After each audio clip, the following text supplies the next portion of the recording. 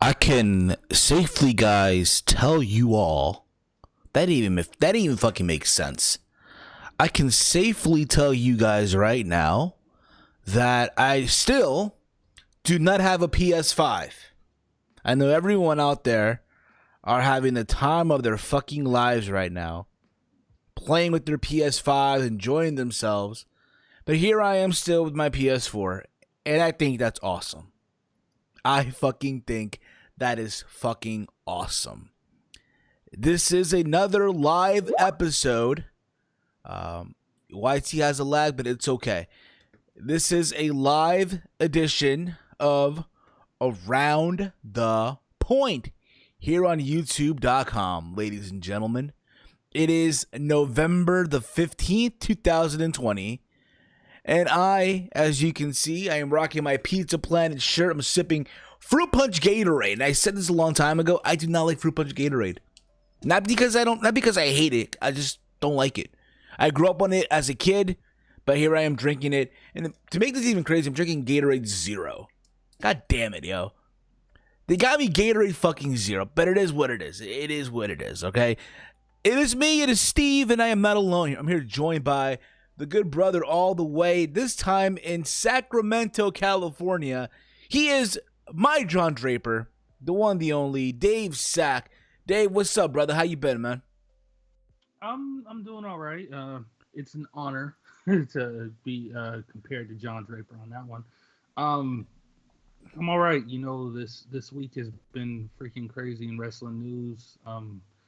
I normally just stay in the chat, you know, and communicate with the heel Steven Nation, if you will, you know, and just like give my 2 cents that way. But like what happened this week, I was like, nah, man, like I gotta give a real opinion on this shit. Like, you need a real opinion, so that's why he's here today. That's why he's here. If you will, here on this beautiful Sunday where I'm at. Well, not really beautiful. I can't lie about that. This day today's been shit. So it's been windy as fuck over here in the east. Here in Jersey, it's been windy as shit. And then out of nowhere, it started raining. Then hail fell. Like, you just fucking hail started dropping from the fucking sky and shit. Literally, there was a moment where I thought, hey, this show was not even going to happen. I literally thought, hey, the show will not happen because my light went out not once but twice. It's like it went off, it went back on, it went off again for a hot minute, then went back on again and shit. Like, fuck, yo. And it sucks because at the same time as I'm doing this, you know, getting ready for the show, and I'm also playing Ultimate Team on FIFA 21. And one thing about Ultimate Team is when you quit or something happened, it's automatically a loss. So it's like, fuck, yo. It's another loss to my record. Like right now I'm like 70-something and 20-something right now as the record, which is shit. But hey, it is what it is. It is what it is, bro. But yeah. How's your weekend been, bro? What you been up to, man? These last couple of weeks I've been catching up on my games. You know, you're on FIFA.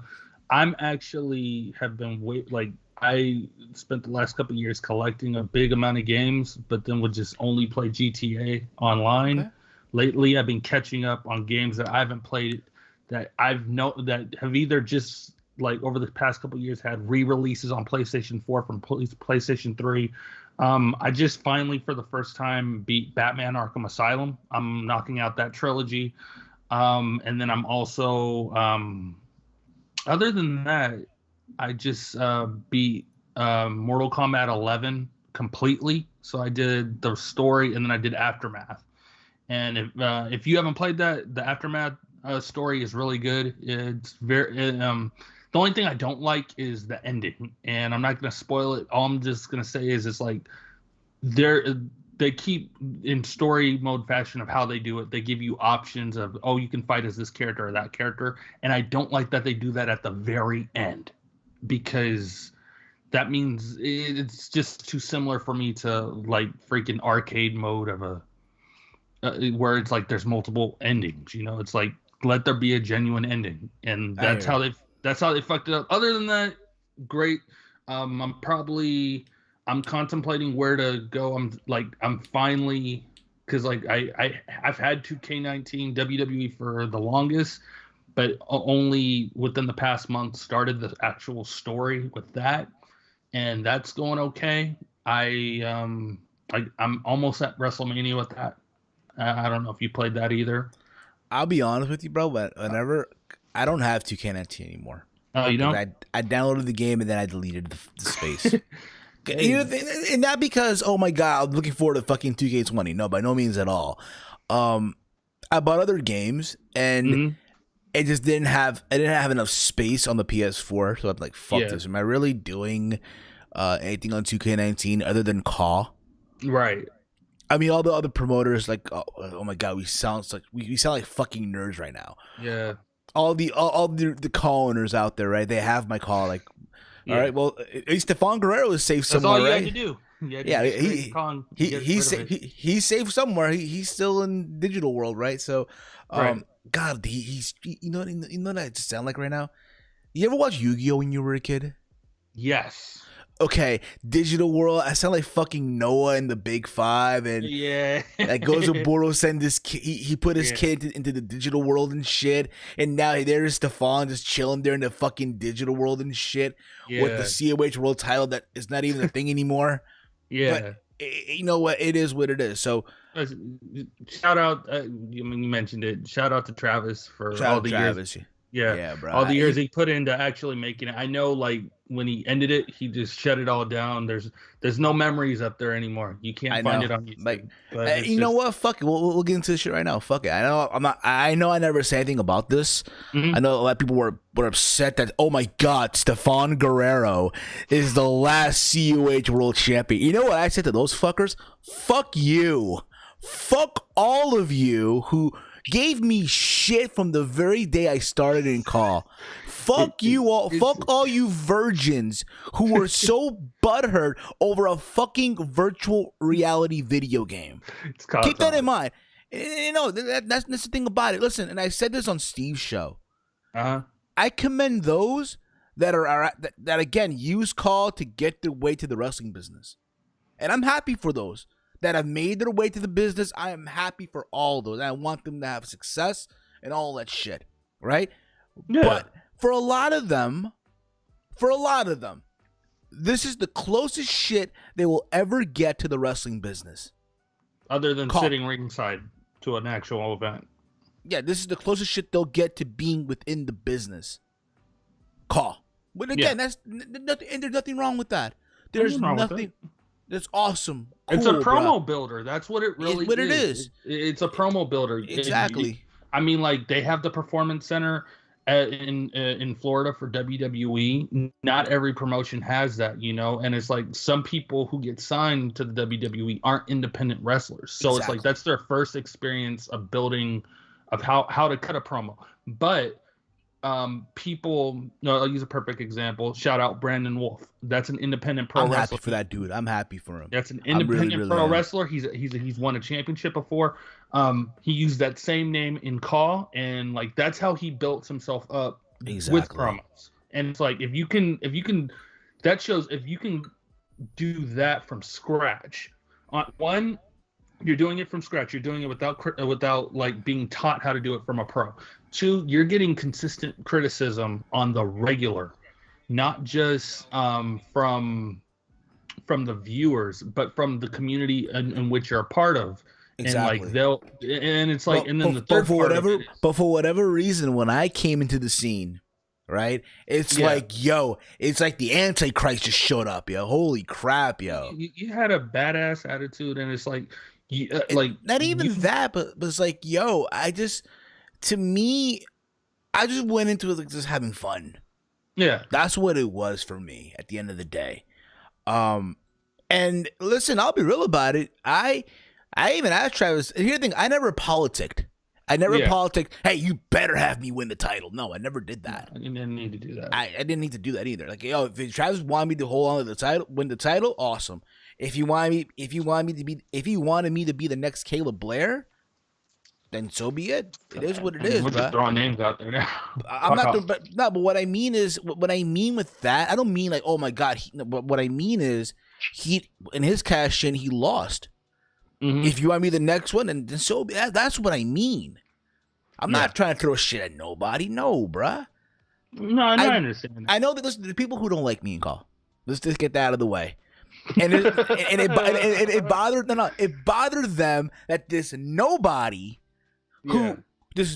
just walked in, said fuck you to all your seniority and how long you've been here. Mm-hmm. And I got my singles title. I'm on the internet title, right? I beat former world champions, or those that went on to become world champions, right? I ended the longest reigning internet title, and I sound like a fucking geek talking about this shit right now. I really, really do. But end of the day, I'm happy that, hey, I'm the last CUH world champion. Kind of sucked at the same time because I feel like there's things that could have gone on with it. I could have done, right? I wish Travis would have continued the company, but hey, it is what it is. I respect his decision. But listen, when that happened, dude, and I saw the clip and everyone got I smiled, bruh. I felt like, you know what I felt like, bruh? You know what I felt like, bro? And I know I don't want. I know I don't want to say. I don't want to come off like how like a dick. But I felt like Trump. Ooh. I felt like Trump. In the sense of, okay, here's a guy. Listen, say what you want about him, all right? Say what you want about him. It is what it is, okay? But here's a guy who you did not think was going to win the election in 2016. Right? He was someone from the outside who was not a politician, right?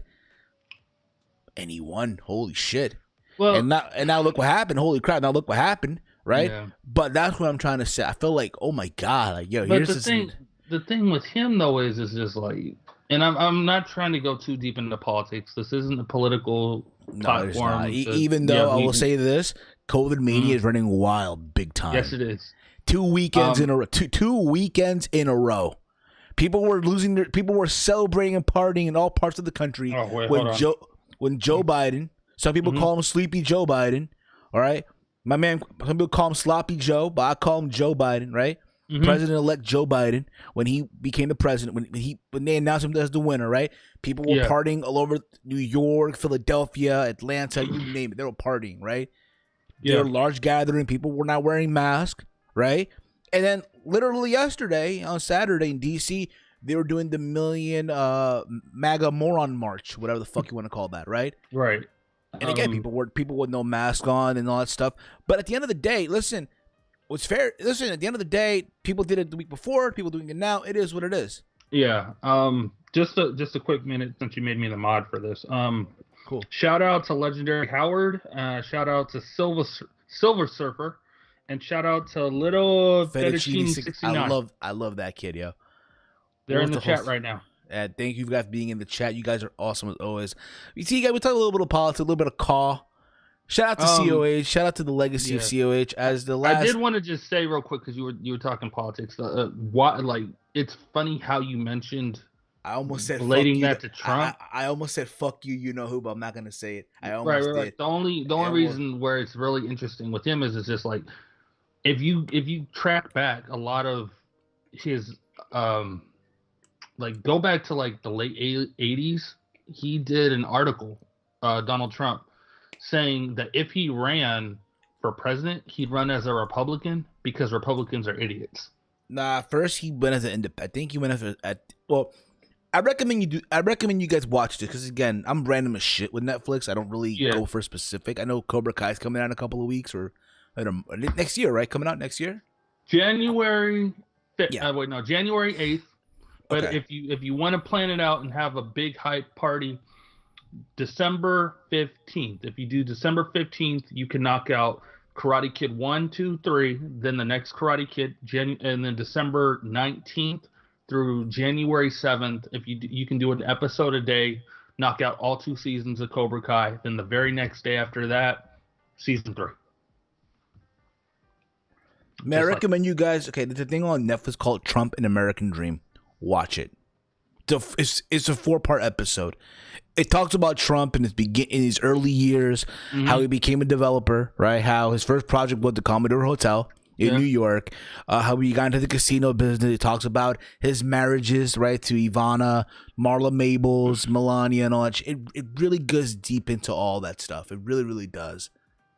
I mean, so give it a watch, guys. Give it a watch. Give it a watch. After, actual interviews that he did. That was something that came out of his mouth in an interview, back in the 80s, saying if he ran, he'd run as a Republican because Republicans are stupid. It's like that came out of his mouth. And so, him actually running and winning, I can understand him laughing about it. That's where I was coming from with that. And that's fine, too. That's fine as well. But anyway, I know this is a wrestling podcast. A lot to get into this week. If you guys read the description box, box, that's today's menu. Oh shit! I did watch Dynamite. I did do a Dynamite review on the YouTube channel. I'm not sure if you guys seen it or not, but I encourage you guys to go give it a watch. But we'll talk about a little Dynamite too for Dave. I know Dave probably watched it or not. I watched it. Oh man! And then I found out some stuff about AEW that we'll bring it up later. We'll bring it up later, yeah. So let's get into this right away, right? Let's get into the big controversy that came out Friday. On a Friday, right? Zelina Vega, as you see, literally in the center of our thumbnail, right? Getting all the glory in our thumbnail. Look how beautiful she looks there. Oh my God, la muñeca. Oh my God. Magnifique, right? Look at her. Just gracing with us with her presence, right? La muñeca, right? Zelina Vega. So, Zelina Vega got fired by WWE on Friday. She got fired. She got fired around 5:40 something p.m. She was actually in the building, to my understanding, at the Thunderdome. She was in the building, whatever, and at the Amway Center. And she got let go by WWE. Because apparently she was probably the only one who stood up to this whole third party, Twitch and Cameo. She was the only one who stood up to what she felt was right. She was not gonna give in, if you will, right? So WWE let her go. To which, minutes after, she goes on Twitter.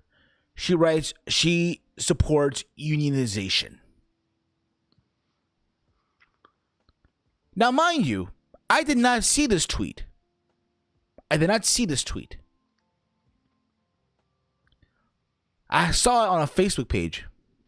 And I'm wondering, hey, how come I'm not seeing any of Zelina's statuses on my social media to find out Zelina Vega, yes, that's right, that beautiful Boricua bombshell that you see in the thumbnail right now, right there right now, right? She has blocked yours truly on Twitter. Wait, what? Yes, right, bro. She blocked me on Twitter. That's confusing. So, in case you don't know why, so it was reported a while ago that she launched an OnlyFans. Right? Right. So, when all that happened, I went on social media. I went on my Twitter, at HeelSteven, by the way. But you can follow me there, at HeelSteven. Dave, I know you don't have a Twitter, but you should get a Twitter. I'm working on that. You should get a Twitter, brother. You should get a Twitter. I'm working on all the different platforms of social media, but continue. But you should get a Twitter, brother. You should really get a Twitter. Okay? Okay. So, when the news came out that she launched an OnlyFans, I posted this on the 3rd of November.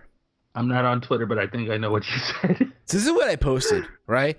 Listen, yes, Zelina Vega's beautiful and all, but y'all motherfuckers are bugging if you drop this much bread for photos, especially during a pandemic, where fuckers aren't even working. Shame on all of you.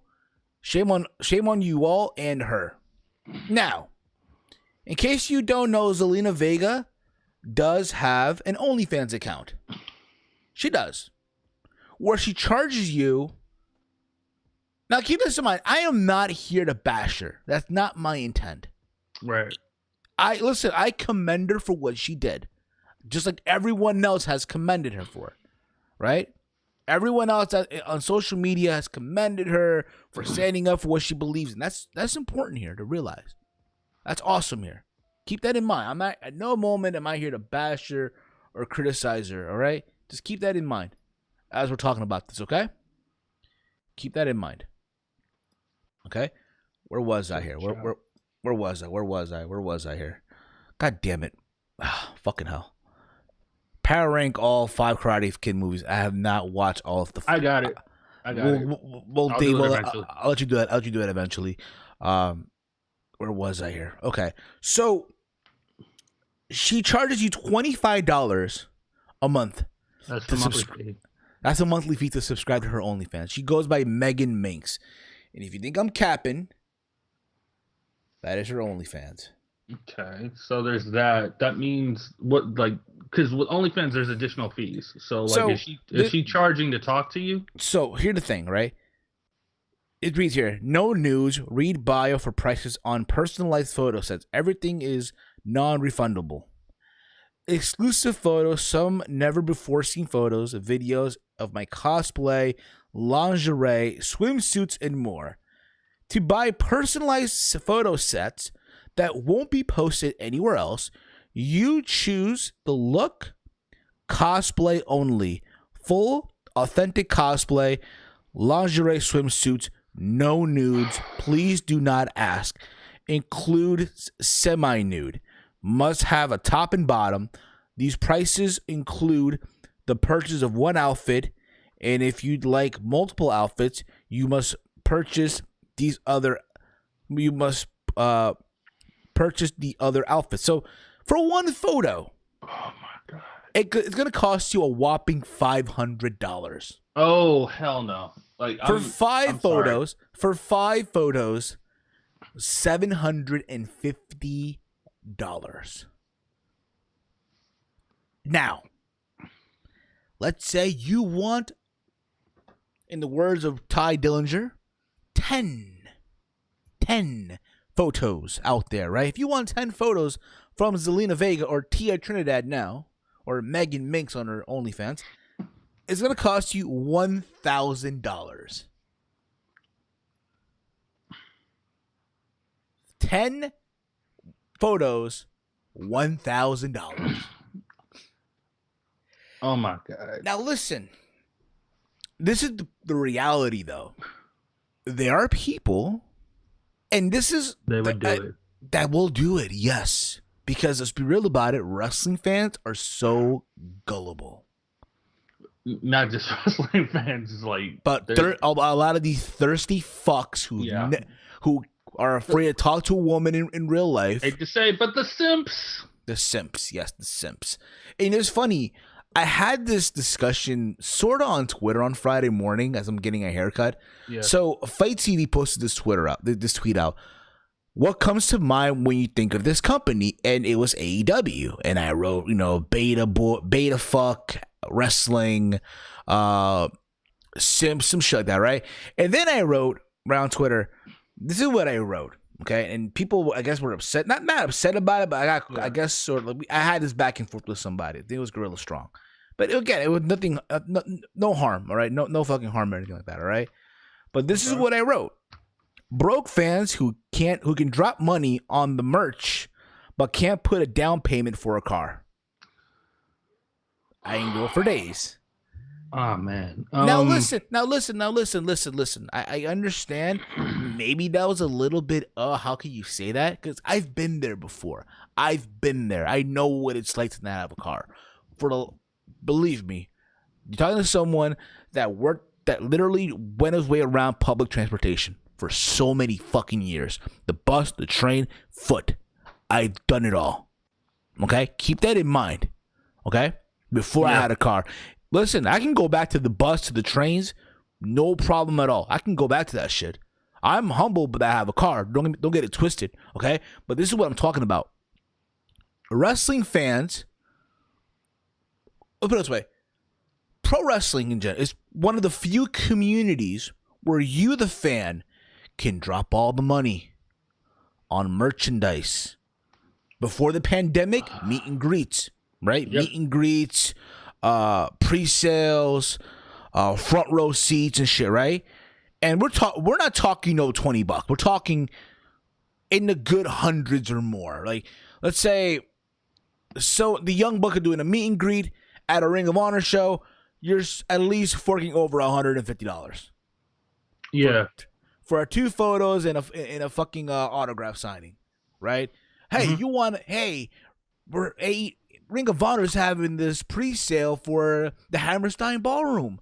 Front row tickets are gonna cost you $100 and change. Yeah. But then there's fans that go the extreme way, and I've seen these at shows before. Well, they'll do the meet and greet, they'll do the packages, they'll buy the belts, right? They go all fuck out. They'll drop at least $500 or more. But that's wrestling fans for you, though. Yeah.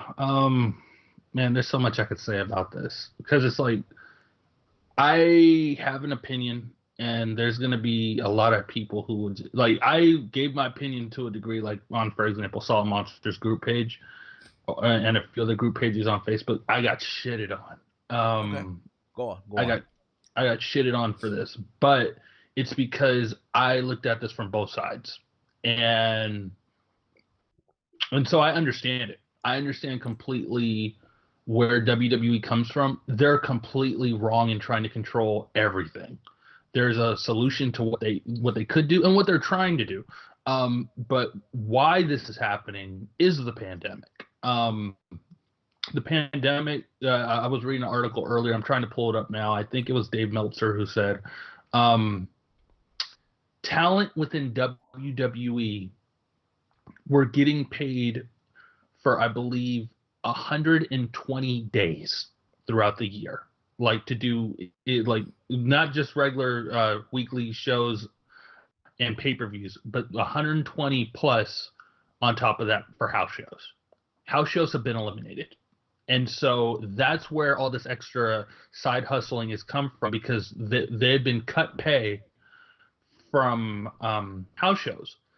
People were released earlier this year, and yet somehow this is also the biggest revenue year for Vince McMahon. Like, Vince is making bank right now, so he has the money to pay these people, and he's not doing it. Now, what is so interesting about Zelina's case, I mean, you mentioned the OnlyFans and stuff, you just ripped it apart to a degree, is when. And that's the big thing you have to realize right there. That's what everybody really needs to realize. I understand completely everybody's compassion that WWE shouldn't be controlling this. They shouldn't. They shouldn't try to control the whole thing of Twitch, Cameo, whatever, because everybody is supposed to be an independent contractor. And so as long as you meet your commitment to said company as an independent contractor, you should be allowed to go do whatever the fuck you want after. As long as you're not like technically a real independent contractor, if you meet your dates within a wrestling company, you will appear on another one. For example, Full Gear, okay? The Kenny Omega match, what's his name from Impact was there doing commentary? Don Callis. Give me a name. Don Callis. Okay? Yeah. He's not a wrestler, but he works for Impact. It felt weird to me, but I got it. He's allowed to do that. That's not just a working relationship. That's a perfect definition of an independent contractor. Thunder Rosa, she was the NWA champion.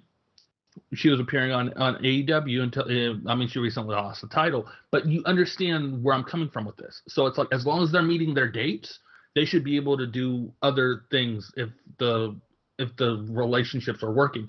Now, why Thea Trinidad? Why is this happening to Zelina Vega? It's because right in the middle, literally right in the middle of the crackdown with Twitch, knocking out all the talents for WWE and their Twitch accounts, she didn't just like if you go back with Paige had a meltdown on Twitch. I understand her case. She didn't want to leave. Like, she doesn't want to leave WWE, but they're not using her, and she can't wrestle because she was forced into retirement. So it's like she's the major argument right there. But she didn't do anything. She just kept twitching. Now, Zelina put action to her words. I'm not sure if you know this or not. Her YouTube account that she was sharing with Aleister Black, aka Tommy End, the Twitch account, she handed those accounts over to her brother before WWE could crack down, so they couldn't touch them.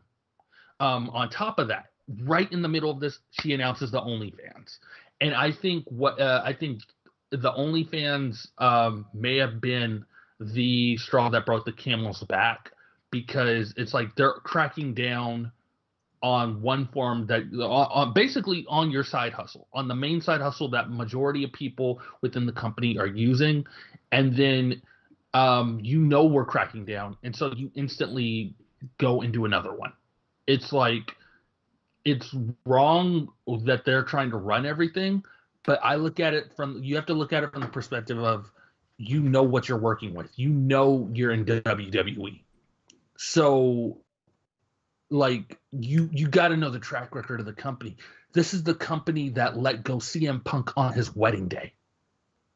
They're ruthless, and you know it. I don't know if it's just simply because it's Vince. I don't know. Basically what it means is, like, is it really worth losing your job, your dream job? Yeah, it's the top company, and I understand it. It's the top company. And so, like, you want to be able to walk around and have that under your belt to say, yeah, I was employed by WWE. I took part at a WrestleMania. I became WWE champion, or in her case, the women's champion if she did. It's like those are, yeah, I know she never did. I'm just saying those are like when it comes to wrestling, those are the goals. Like as a child, that's what you want if you're into wrestling. You know, like I don't get me wrong. There's a lot of prestige with the NWA. There's a lot of prestige with WCW. But as a kid in the late 80s, early 90s, you grew up wanting to be Hulk Hogan. You wanted to be the WWF champion because they displayed themselves in an advertising way so strong that's what it made it like it forced itself into a kid's mind that's wrestling. WWF is wrestling, and then this other stuff is lower. So that was her. That's what she said, like on Twitch. I want that more than anything right now. Like when I like coming up. So it's like what I'm saying is, I don't know. We'll learn the truth eventually. Like after her non-compete clause. Like she'll come out, she'll do a shoot probably. She doesn't want to bash the company. She doesn't want to talk as Jericho. That's probably gonna happen. She probably won't do anything. Not just until her non-compete is up, but probably after Aleister Black doesn't resign. If he doesn't resign, we hear the thing about it, right? Think about this. Yeah, there's been reports that he requested to go back to NXT and that got denied. Let's be real about it. We can. I know Salmonk has said this earlier on the Sound Up today. Aleister Black has been buried. Completely been buried on the main roster. And that was before all this even happened. Since the moment he showed up, it's like they had no clue what to do with him. No fucking clue. They put him in a tag team with Ricochet, and then after that, he's been sitting in the back, asking people to find him for a fight, right? Mm-hmm. And it's like they got him wearing an eye patch. He's feuding with Kevin Owens. Now what the fuck he's doing now? I have no fucking clue. I feel bad saying this. I don't care. Exactly. I don't care about exactly. I just don't. Sad. I'm supposed to. You should care. To think, people were saying, "Oh, he should win the Rumble," and like, was it 2019 or 2018 as a surprise? Like, oh my god, I don't see it coming. People were putting him in that pedestal, and now it's just you just don't give a shit, and that's sad. It should not be. It should not feel that way.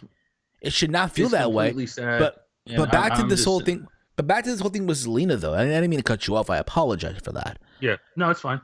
So, the way I look at it, too, is like, in WWE's, listen, we're going to make an example out of you.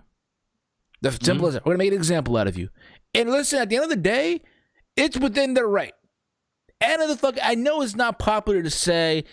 Sounds horrible, but it's the truth. It sounds horrible, but, they're within their right to terminate you. If you don't want to play ball, right?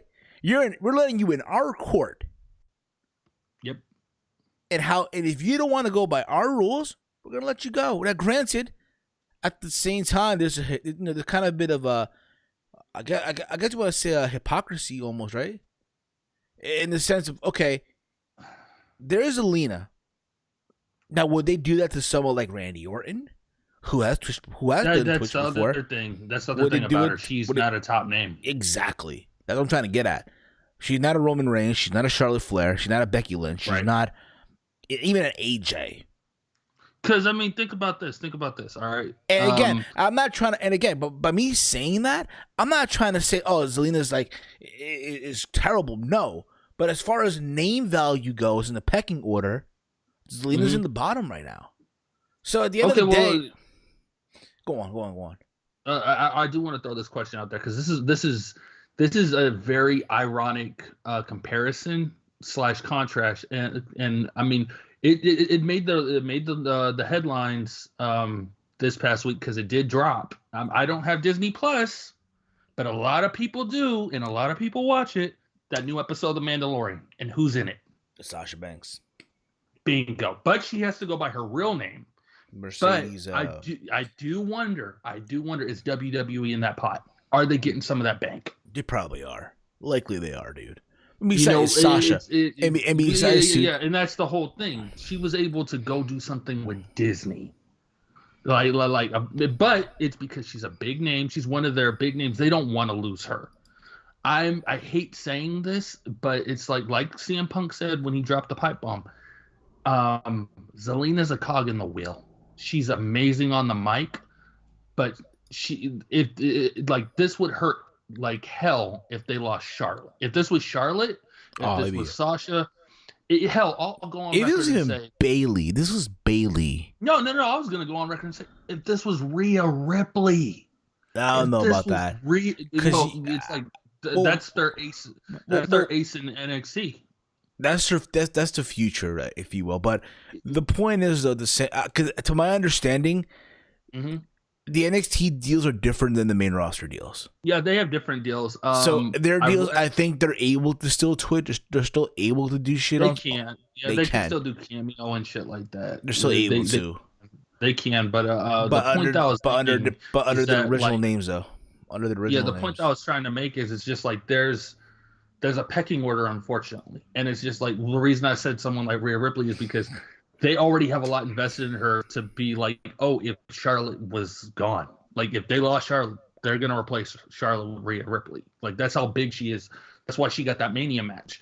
But the reason with all this, because I guarantee you, if even if Zelina or Thea, if she spoke her mind, if she just spoke her mind that this wasn't right, like Paige did, and just like, I hate saying this, but kind of kept her head down. If she just like maybe just twitched, and like during the crackdown and then just gave in, she wouldn't have been let go. I hate saying that, and it's just like what sucks about this is it's like it's not until she's let go where she's like being emotional to the point, and I mean with every right too, of like being like like I just want they gave me this opportunity, like I loved being there, I met my man there, I met my friends there, and all this stuff. Which is I get it, but it's like at the same time, I understand standing up for what you believe in, but also understand your actions caused this. It's not just the cause of what you were standing up for. The timing of what you chose to do was what it just culminated. It's like, I personally, this is my personal thoughts. My personal thoughts, she won it out. I think she won it out. I think because like, you said earlier, she mentioned on Twitter that she was pro for a union, right? Within 10 minutes, WWE. Yeah, within 10 minutes, after WWE. They said they posted their tweet within 10 minutes after hers, saying she was let go. So here's the thing, right? No. Here's the thing. They publicly fired her at around 5-something p.m. They fired her to her face. Hey, you're being let go. Yeah, I figured she knew. And then she posted the tweet the moment they fired her publicly, like in person, right? Yeah. And then she went on Twitter and posted out that tweet. And just so happened, WWE after went on Twitter and did their usual break. We released this person, wish them best. Future endeavored, yeah. So in the eyes of the people, in their eyes, how dare you guys let her go after she tweeted that out? But it's not even like that. Okay, I needed that confirmation because like people were playing the chicken or the egg over the past couple of days. So what happened? So again, just to clarify again, WWE fired Zelina at 5:40-something p.m. on that Friday. Okay. All right. Moments after she got fired, in person, she went on Twitter and tweeted out that, hey, she supports unionization. To which, 10 minutes after or so, WWE went on their Twitter and they make the announcement that, hey, she got released, like they usually do. Wish them best of luck in future endeavors. So, in the eyes of everyone, it's like, oh, how dare WWE do that? How can they be so petty? But it's not even like that. No, again, it's like I was saying earlier. I know it comes off like, how dare they do this? I understand it's fucked up. I get that, right? But at the end of the day, you're playing ball in their court, and you got to go by the rules. Yeah, unfortunately, that's the truth. That's the truth. And at the end of the day, everyone's all happy, yes, standing up for it. But here's the thing about it, though: the people that are within the company are not gonna follow up because they're happy with what they're making a year. Yeah. They know for a fact, WWE right now, Even though they're not doing house shows, reportedly they're making a shitload of money right now. Yeah, you're still. So they're I not. mean, So they're not you taking just- that chance. They're not taking that chance right now. Okay, and the other part of it is like, I'm just going off of speculation. I can be like, when Zelina talks, she talks, and that's gonna be like basically a big half of the truth, because the truth is what she was told, what she knows, and stuff like that. And then like if someone within corporate actually opened up about this situation as well, those are the sides. We're just giving opinions. So it's like, honestly, I gave my opinion. I think she wanted out. I think she wanted out months ago. When this shit was first starting to happen, because I think it was like, we're in November. This was early October when she announced the OnlyFans, and I think like she knew what was going down with Twitch, and people were using Twitch for to make that extra cash. It's not just a hobby. I mean, like, Paige sat down and said, it's not about the money. This was a hobby for me. I understand that, because it's like, but then she turned around and said she still wants to get paid by WWE. And so that's the hypocrisy with that statement. It's like, people want to stay, but they want that extra bang for the buck that they were getting with the house shows. And it's like, it's a sense of selfishness a little, because it's just like, yo, what's going on with the entire world. You really think that you're the only ones dealing with this shit right now? The only ones. I'm sorry to be if I'm coming off like a jerk, but it's like, think of independent wrestling. Like, no, bro. Companies have shut. Think about people that are not working right now. Period. Yeah, that's what I'm saying. Forget the wrestling industry right now. Think about the average Joe right now, who's making good money before the pandemic, right? Yeah, making a good salary for themselves, all that shit, and then the pandemic hit, they're out of a job. You're asking people to spend unemployment on you, not on the company, on you on the side, and you're charging more than what the company asks. I'll go one step further. You know what I find even annoying, bro? And the fact that there's wrestlers within the industry that have Patreon.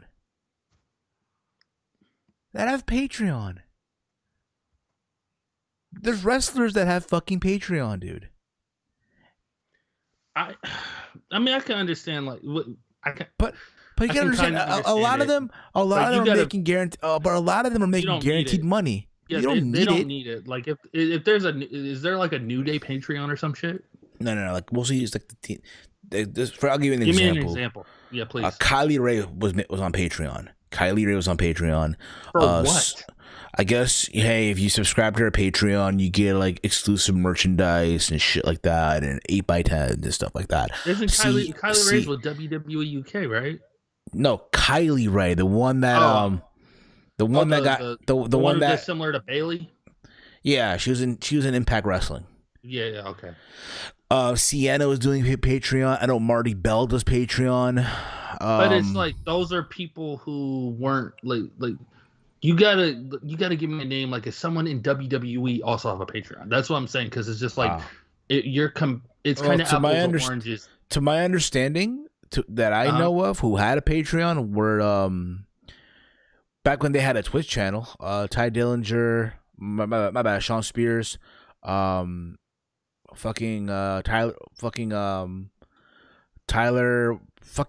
Breeze, and Baron Corbin. Yeah, but again, I don't want to stay long on this topic. I don't. Okay, no, listen. we don't. I just wanted to nip it in the bud. At the end of the day, listen, it's terrible what happened to Zelina. At the end of the day, though, she stood up for herself, so that's commendable. It really, really is commendable. I respect it. Even though she blocked me, I'm still gonna show the respect. Now, people need to calm the fuck down. Okay, she will be fine. She will be fucking fine. I'm pretty sure Twisted Tony, all right, gonna knock on her door after the 90 days.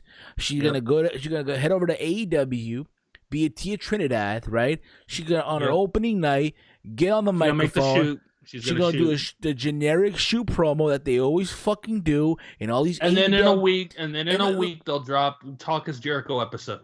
Yeah, she'll drop the Drop Is Jericho episode.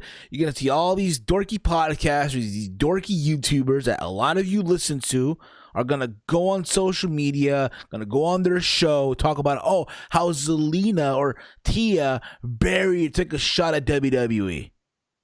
Because everyone else has fucking already done it. Everybody does it, and she will they're be not fine. really getting pushed. And look at the bright side, bruh. She's gonna still be able to Twitch. She'll still be able to do pay OnlyFans. And again, if you're one of these fuckers that are blowing $1,000 for 10 photos that you can easily go on Google and search yourself, bro, listen, I got student loans to pay off. Help me out. Just saying, bro. Just saying. All right. Moving on. I do want to say one more thing. I want to say.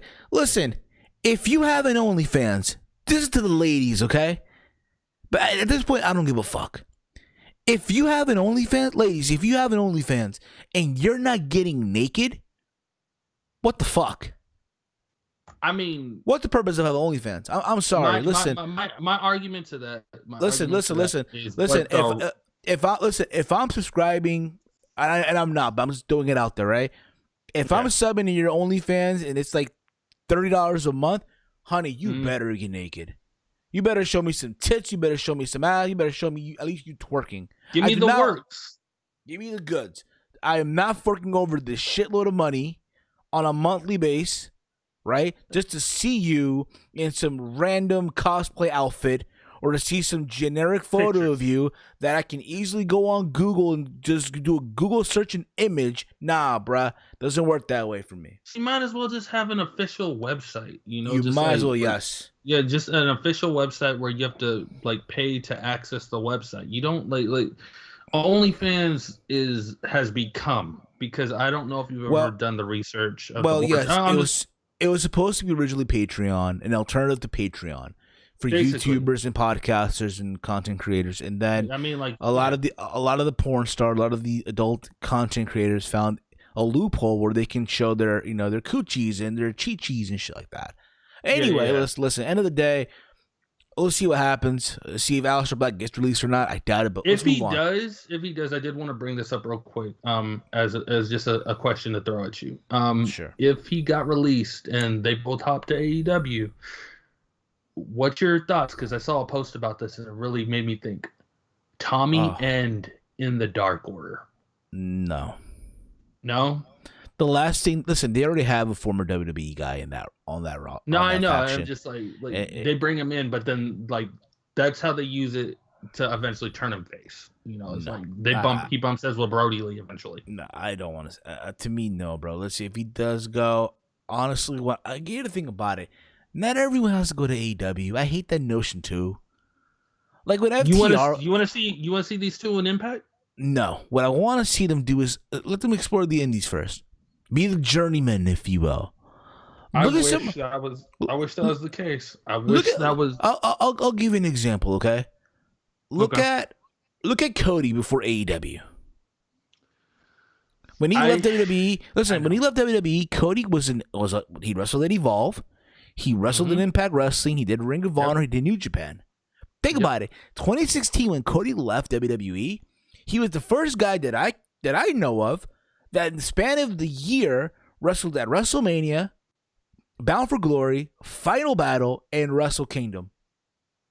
That's crazy, yeah. I know, and I understand that. I understand where you're coming from, but it's just I'm trying to be realistic with times of where we're at. Exactly. So that's not happening. So likely, yes, he'll probably. You have to just. The only real. I hate saying this, even during pandemic time, and it would be the hardest to pull off. But I would love it, and I don't know if she's down for that kind of travel. City's still in New Japan. He's legit. It's hard saying this because it's just I don't know with the Tommy End character. I do not trust Impact with that at all. If Thea came back, she'd be Rosita again. And it's just they would take it serious for a hot minute because they're former WWE guys, like what they did with EC3. But it's just I got a bad vibe with Impact already, ever since the pandemic started. AEW, It's just like you're gonna get 15 minutes, and then you're just put in line. It's the Cody and freaking John Moxley show. I'm sorry, they're not pushing anybody hard like that. You know, every ex WWE guy has had to fall in line. If you're not John Moxley or Chris Jericho, I'm sorry, that's just the truth. But it's like, if there was no pandemic and this shit was still going on, I would love to see Tommy N and MLW. MLW was on a rise, in my opinion. They're about to have a restart, dude. I think in a couple of weeks the restart happens. They already announced the world title match. It's gonna be Jacob Fatu versus Davey Boy Smith Jr., bro. That's I'm down for that. For the world title. For the world title. I actually, as soon as I start my podcast, that's going to be my retro thing. I want to go back to the beginning of MLW Fusion and cover the different eras of the title reigns. You know, the Matt Riddle run, his run in there, Swerve Scott, all that. But the point that I'm trying to make is just like ROH. You know, like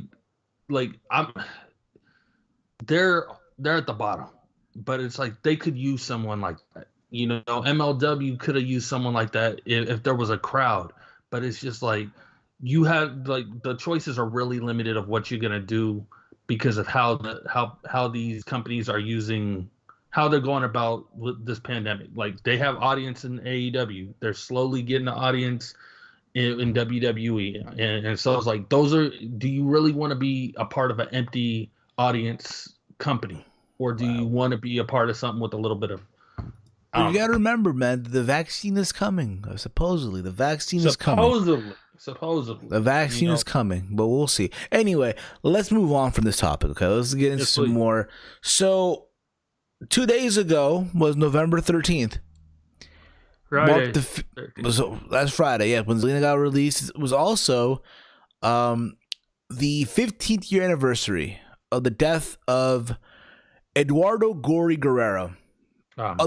Also known to the world as Eddie Guerrero, Latino Heat, Eddie Guerrero. Yes.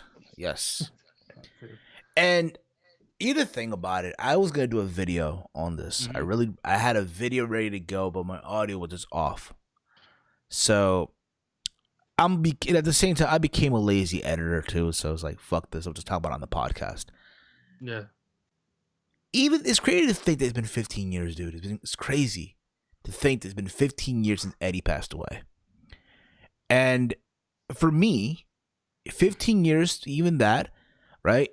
That day, November 13th, is always a difficult day for me. It's always a difficult day. No matter what, like, even though it's been 15 years, it's still, like, that day is like, damn, bro. I try to keep myself busy on that day to the best of my ability. What's crazy for me though, that day I was off. That day I was off from work, so it's like I try to keep myself busy. When it actually happened? No. What happened? Are you talking about just like this past 13th? Or are you talking about back when it happened? The 13th just happened. Again, it's 15 years, right? So every year, every day, every 13th, right, of November, that day more than anything, I try to keep myself busy, right? So this past Friday was my day off from work. Yeah. I went to the barbershop. I got up. I went to the barbershop, right? I got a haircut. I went to the mall, which, by the way, if you're going to go to the mall, I encourage everyone, don't go there for 4 hours or so. Just go what you need to buy and then be out. That's it. In and out. Please. That's it. Wear your mask. Obviously, put on your mask.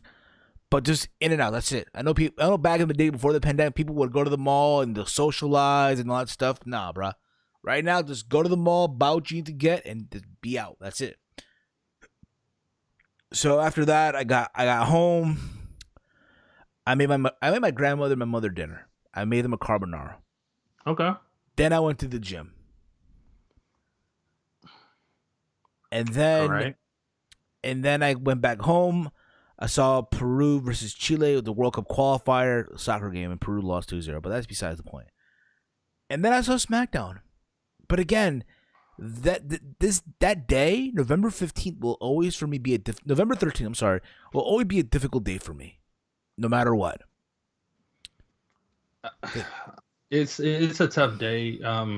You know who's probably got it the hardest though? Mish, I know it's his Mish. birthday. Yeah, it was his birthday. Yeah, shout Yeah, out man. to Anthony Shout Missionary Thomas, the from wrestling Wrestling suit. Soup. You know, Wrestling Soup, motherfuckers. I could. I mean, it's one thing. It's one thing. It's if it's just your birthday, but if it's your birthday On on that day and you're a yeah. wrestling fan, like Yeah. there's your joy. You know, you try to make the So best of it. I remember where I was at 15 years ago at the time when it happened. I remember where I was doing. It's like, I think for everyone, it's that thing where you remember. It's like 9/11. You remember what you were doing. You remember where you're at. I had a teacher in high school who told us on 9/11, like years after, right? It's like, yeah, you always remember where you were on 9/11. Just like I'll always remember where I was at when JFK got shot. And the news broke out. So, but I get it, though. I get what he was saying, though, at the time. Yeah. Like, you remember where you were at. You remember the exact moment, what you were doing and all that shit, what was going through your mind. For me, and I told the story before, but I'll just say it again, if you will. For me, I was a freshman in high school. It was a Monday, too. So you got to think about this, too. The Sunday before, the day before, Christian made his debut in TNA. Yeah. All right? So I went with that momentum. All right, Christian Cage in TNA. Awesome sauce. I go to school that Monday, right? And usually for me, whenever I go to school, I always show up late. I was never really the student to get there on time. So keep this in mind, I was going to private school at the time because my mom didn't want me going to public school for whatever reason. So I get to school on time. And this is 2006, right? 2005 going to 06. Okay. So it's 14 going to 15, something like that, or 15, whatever the fuck it was, right? So yeah, every Monday, I remember this, I would take my clothes, my gym clothes, to the gym locker room. Because again, I'd have a locker for my books, what have you, right? But I also had a locker for the gym clothes. Our school at the time was that bougie. Yeah, I went to a private school that was bougie as shit, right? So I'm putting my clothes away, whatever, right, in the locker room. As I'm leaving the gym locker room, I'm walking towards the hallway. I hear kids talking about Eddie Guerrero. And here's the thing about it, too. Like, at that age, 14, 15, a lot of people grow out of being a wrestling fan. Let's be real about it. That's true. That's the age where a lot of people, even my friends that used to watch wrestling with me, they grew out of it at that age. Like, okay, they'll just show up for WrestleMania and then that's it, right? So I hear kids talk about Eddie Guerrero and that he died. And I grabbed this kid like, what did you just say? Yeah, Eddie Guerrero, Yeah, the WWE wrestler, he died. And I didn't want to believe it. I felt like he was just fucking with me, like, you know. So I grabbed him by the collar. And I shoved him towards the locker, like, say that shit again. What the fuck did you just say? And I didn't know this kid. I didn't know him, right? Yeah. Like, what the fuck are you saying? Like, what the fuck did you just say? Like, yeah, Eddie Guerrero just died. And I was just, again, just him saying that. You know, it was crazy. In the chat, guys. What's up, guys? Again, just talk to us here, for real. Let me see what's going on for you. Anyway. So where was I? So I haul ass to the library. It came this in my at the time, right?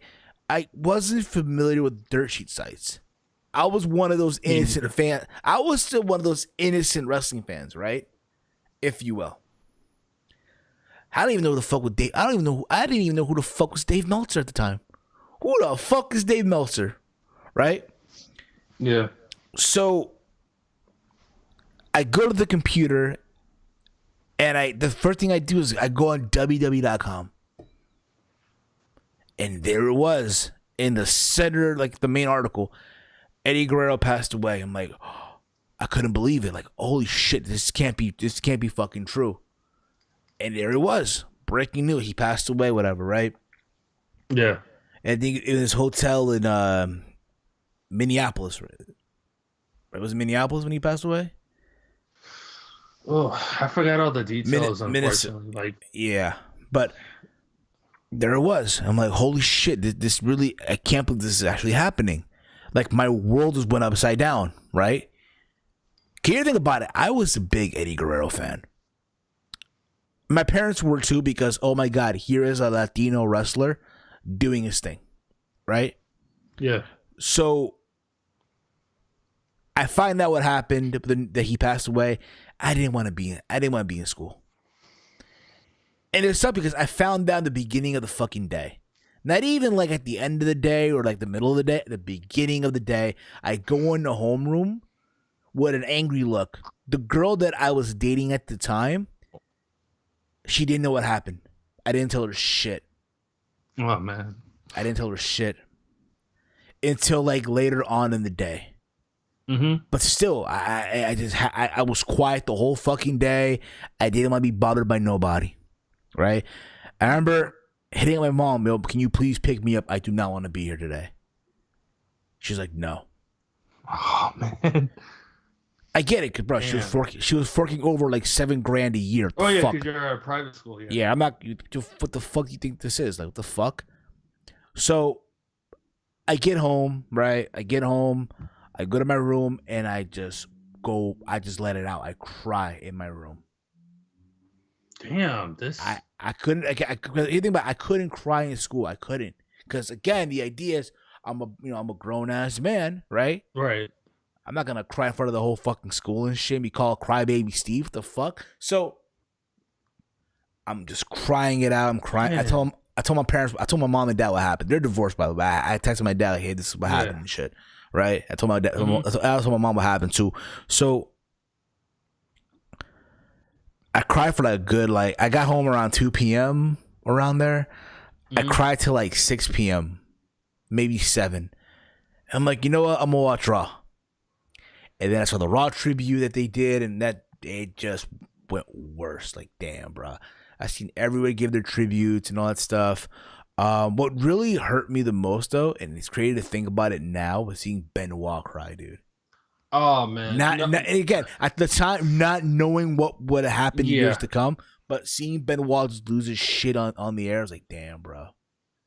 Like, the hardest, like, honestly, as hard as that was, then it's like when Benoit passed after, and then like before we found out what really happened, they did the Benoit tribute, and then they sit there with Dean Malenko. That hurt. Yeah. Because like he said in his speech after Benoit passed that him, Benoit, and Eddie were the three amigos. Yeah. And now there's just him. And I was just like, oh man. Nah, but so for me though, again, it's a difficult day. Because the guy meant a lot to me. The guy was, to me, he was, and I'm gonna say this again. I said this on a Facebook, I said this on a post on Instagram. Yeah. To me, Eddie was the champion of the people. I know The Rock is the people's champion, all the fuck you want, but to me, I hear what you're saying. That was Eddie. Eddie was the champion of the people. It's like, even when he lost the title, in the eyes of everyone, he was still the champion. Like, yo, if he only knew how many young men and women today that are in schools right now trying to become a professional wrestlers, all that shit, right? How many of those young men and women he has influenced, yo? Yeah. Sasha Banks is a prime example of that. Yeah. Honestly, the best way to sum it up is, especially, I'm not Hispanic, so I mean, like, it touched me in a different way. But the best way to sum it up for the wrestling community, because I mean, like, we lose people all the time. It's an inevitable thing that people will die. But what I'm getting at, and please let me finish, because it's just like Eddie Guerrero passing was basically wrestling Zelina. I mean, I'm not saying he was murdered. It's just like that's the level that the wrestling community got hit. If you especially amongst Hispanics know who Zelina is, and it's like you can't go to Texas and talk down about her. You'll get chewed up and spit out. And it's like, that's the same thing with Eddie. But you gotta, and I get what you're saying with that, but you gotta remember this too, that when Eddie died, it affected everyone. not just the No, Hispanic I know, market. I know, I know. I'm just saying, Yeah, I like, remember. it's not even about Hispanics. I'm saying wrestling Yeah, for exactly. like he They was did. wrestling Selena, like that death hit as hard as Selena dying for all her fans. Like she was Yeah, about the I people, want you know. to me though, I want to believe though, if he was still alive, he'd probably be a producer now. He'd be a producer. I don't think he'd be Um, wrestling. I think he'd be a producer for WWE. Probably be at the Performance you Center right don't think now. he'd be a road agent?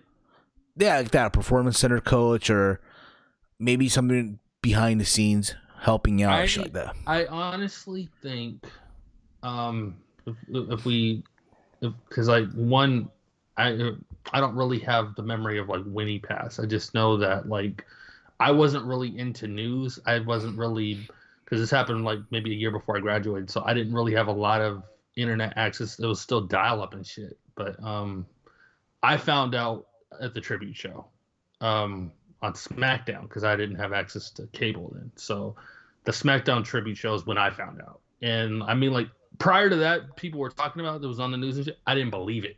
I didn't believe it till they were talking about it on TV. That's the level. I was like you. I didn't know about dirt cheese and shit. But what I was gonna say is just like this was a thing for me where like I don't.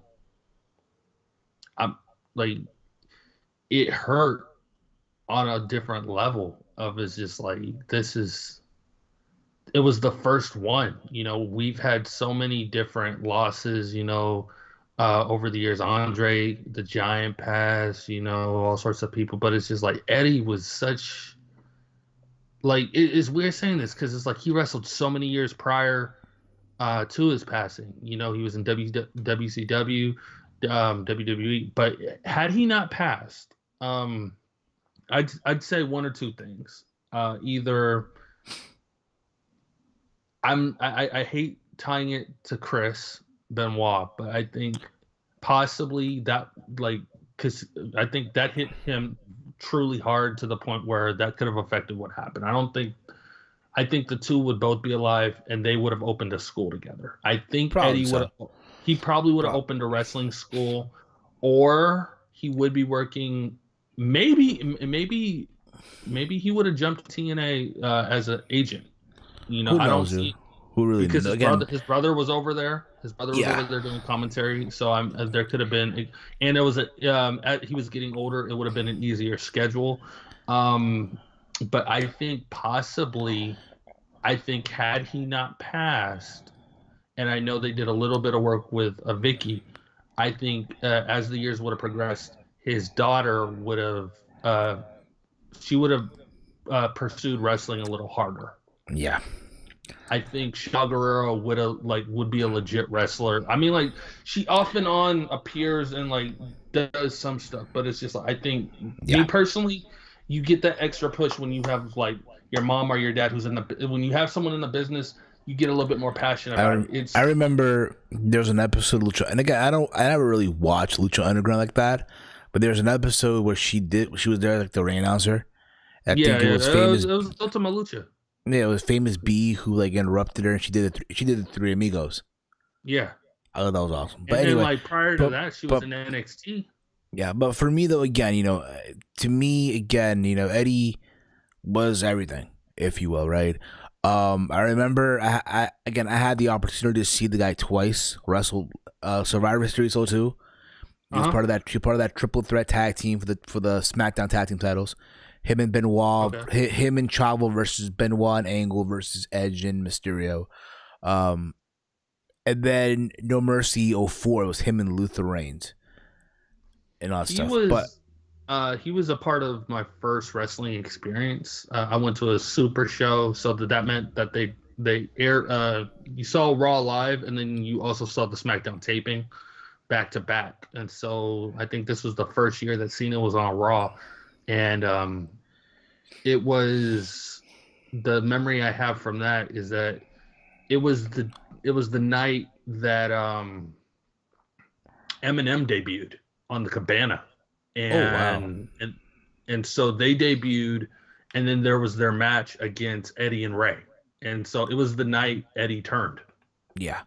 Reading a question in the chat from Chief. Chief writes here: does Ray get a title shot? Does Ray get a title run if Eddie was still alive? No.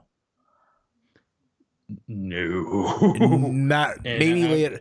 Maybe later on, but not at that moment though. Ray would have eventually gotten there, but I don't think he would have been champion. He would have been a contender, but I honestly think unless his fan base would have raised up to like the Yes movement level, he would have been someone probably just in an elimination chamber. You know, like I don't think they would have trusted Ray. He was there. Like they signed him to be one of the big names for the cruiserweights. That unfortunately, like they didn't. It took the death of because they weren't gonna trust Chavo with that shit. I'm sorry.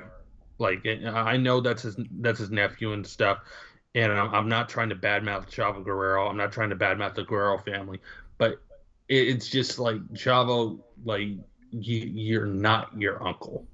Like you're not on that level, bro. Like in regards to like you're funny when you're with you. Like when they were together as Los Guerreros, they were classic. Yeah, but it's it was Chavo Guerrero by himself. All he really did. I mean, he was great as a performer in the ring as a cruiserweight in WCW, but other than that, he didn't like. The only thing he did after is like he mentioned Eddie. That's all he could do is mention Eddie, and it's just like, unfortunately, I hate saying this, but it's like. When you see Chavo, you just think Eddie. If you saw Hector in TNA, you thought Eddie.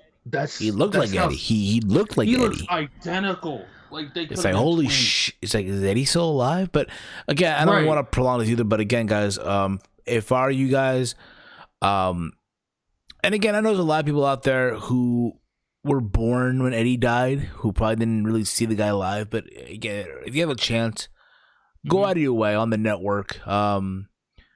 Look up anything with Eddie Guerrero from WCW. His stuff in ECW was amazing. His classics with Angle, WrestleMania 20. His classic Cruiserweight Championship match with Ray. Yeah, WCW. Exactly. Halloween Havoc. I think it was Halloween Havoc 90. Yeah, it was 97 or 98. So. That was a good one. WrestleMania 21 against Ray. That was a good one. That one too. Hell, even the SummerSlam match. Between him and Ray and for the custody of Dominic, as silly as it was, bro. It was.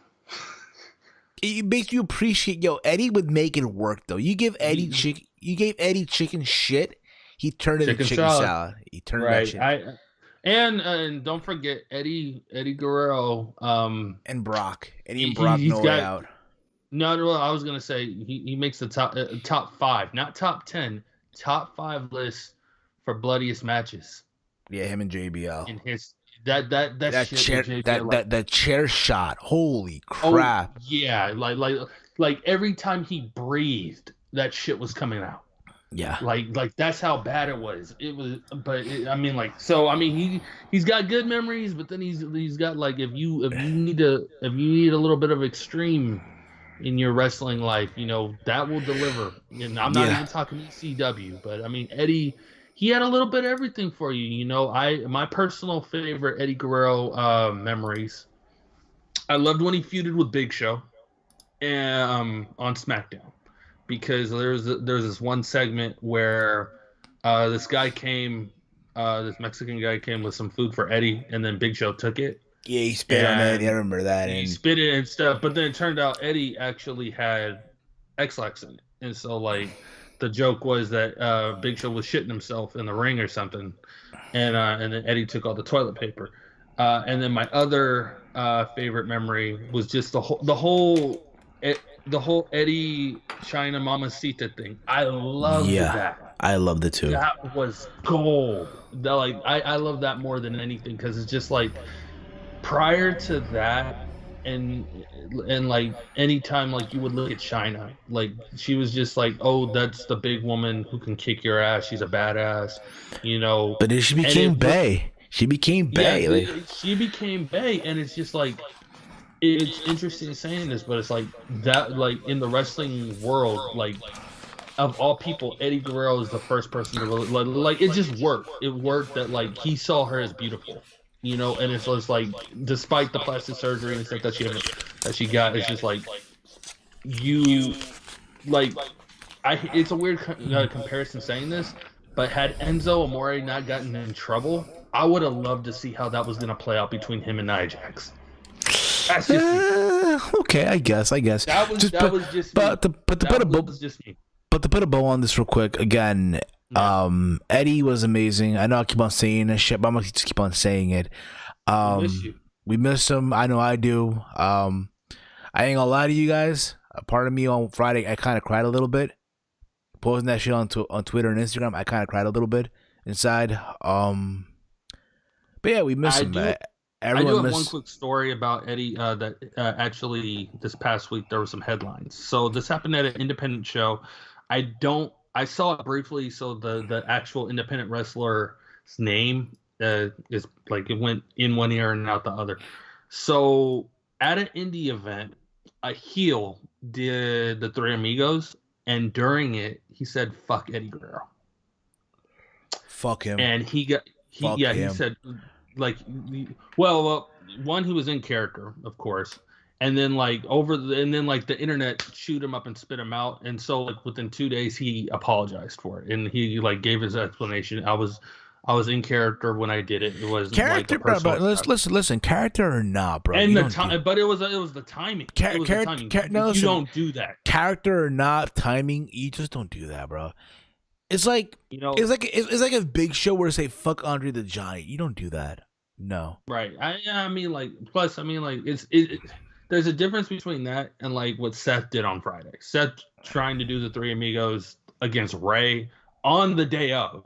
It's like that's how you do it. If you're a heel and like you're taking on someone showing tribute, okay, but like to actually the week of the death, I don't care if you're a heel or not, like. You actually said that in front of an audience, bro. Like, yeah. Anyway, listen, I want to move on. I know. Listen, we're 90 minutes in. We're about to get to 90 minutes in. We still got more topics to get into. We might do 2 hours. I don't know yet.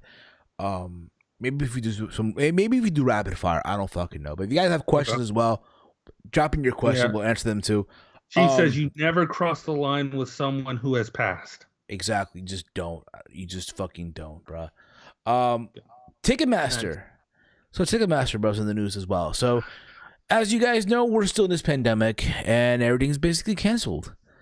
But it turns out there's some arenas that are going to be opening up next year for events and shit like that, right? So Ticketmaster has announced that not enough, but there's been words going around that apparently Ticketmaster, in order for you to buy a ticket from the website, you must provide either one or two things. Either one, that you were vaccinated by the vaccine for COVID-19, right? Mm-hmm. For the COVID, right? Or a negative COVID-19 test result in order to buy tickets. However, Ticketmaster went on to correct themselves and just to set the record straight. Yes. At the end of the day, what's going to happen is it might be required not from Ticketmaster site themselves, but from the organizer of said event. And how it's gonna go down is, how when you order tickets, right, for concert, you do it through your phone, right? Yeah. The same process based through your phone. So you send you send the file like, hey, that you were tested, whatever, through the phone. Yeah. That's how it's basically gonna go down. That's what they want. And I know for a lot of people, it's like, oh my God, are you serious? What the fuck? But listen, I get it though. At the same time, you want to solve this issue as well? How about we solve this COVID stuff first? And thank you. Then, but I get it though. Listen, all these venues, they need to make money. Yeah, they do, but they gotta make money. So again, I would not be surprised, bro. By the time we're in 2021, listen, there's talk that this vaccine's coming in a couple of weeks.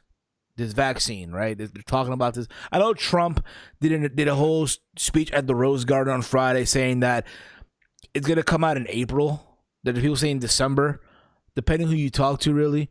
However, it's coming. I know. Yes, the numbers are going up like crazy. It's insane, right? But the number again, if you're Ticketmaster, right? what you should do, and again, I think that's a good idea creatively. I get why, because again, they want to make sure everyone is going to go to these events are Mm-hmm.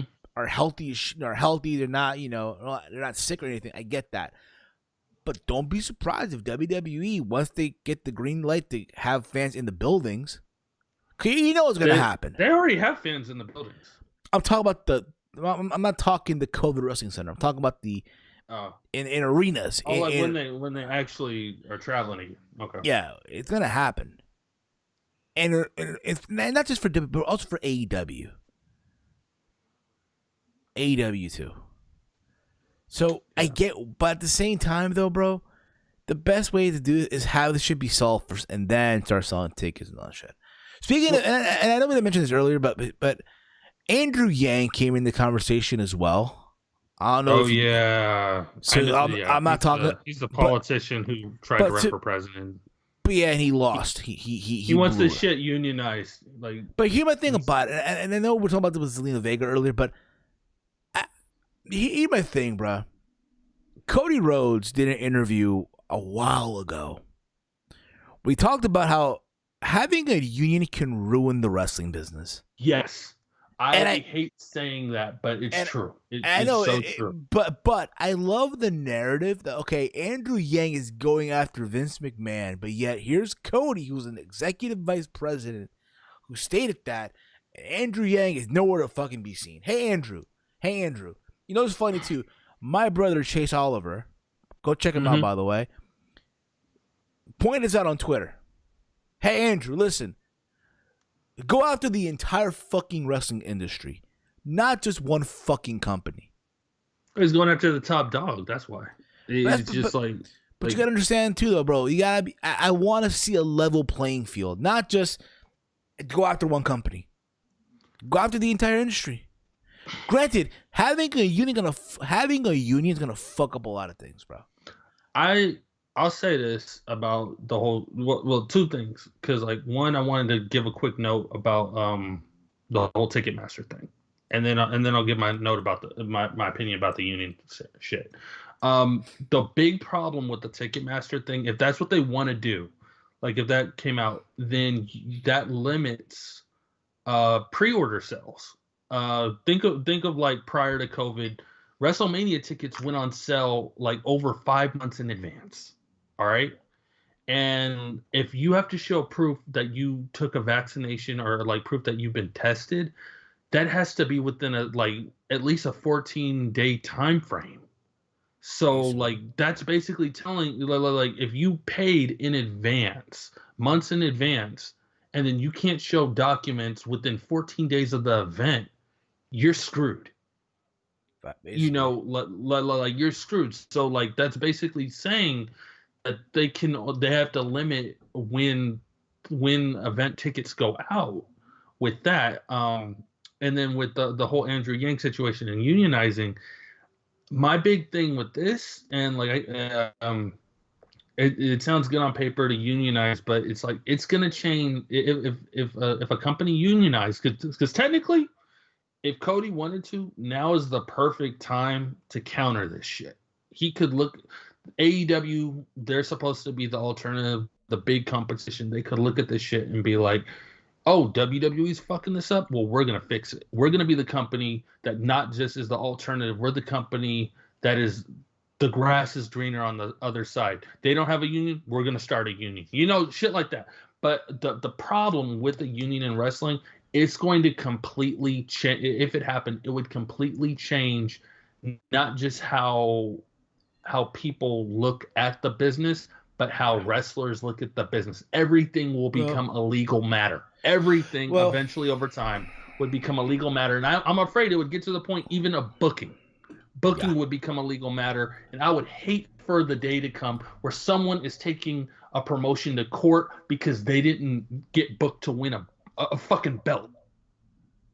Well, let's see, bro. I know that happened in Call. That happened in the Call world. Exactly. So I don't want that. I don't want that to be the real world. I know a circle jerk that did that in Call, but that's around the point though. Anyway, I'm glad that you mentioned Cody.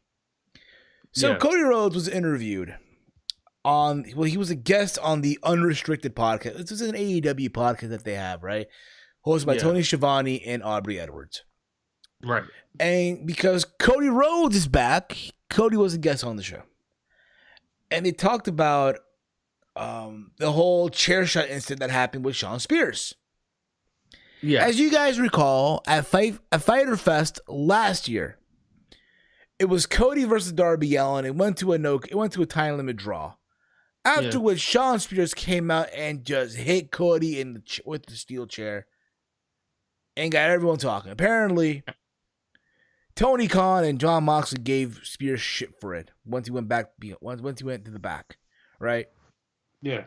Even though Cody told Shawn Spears to hit him in the side of the head, but swing for the fences. But this is what. But again, it's funny because again, the Young Bucks and Kenny and all of them said, "Oh, that the chair was gimmicked." But however, this is what Cody basically said on the podcast regarding the chair shots and taking one for the boys. End quote. Wrestling is violent. People get hurt. This is not ballet. You've all heard of this stuff.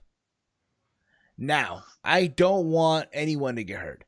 The art is to make it look like we hurt each other, and then we can go home. That's why we shake hands over and over again. If we're going to be held to the same standards as TV and film, which some people would like to hold us to those same standards, we have a comparable reach. We have a global penetration pop culture-wise. Well, then if Captain America can be swinging his shield around, hitting people on the head with it, no one's crying headshots. No one's blaming this modern generation for whatever the hell they did in the 90s, in the 1990s something with Mick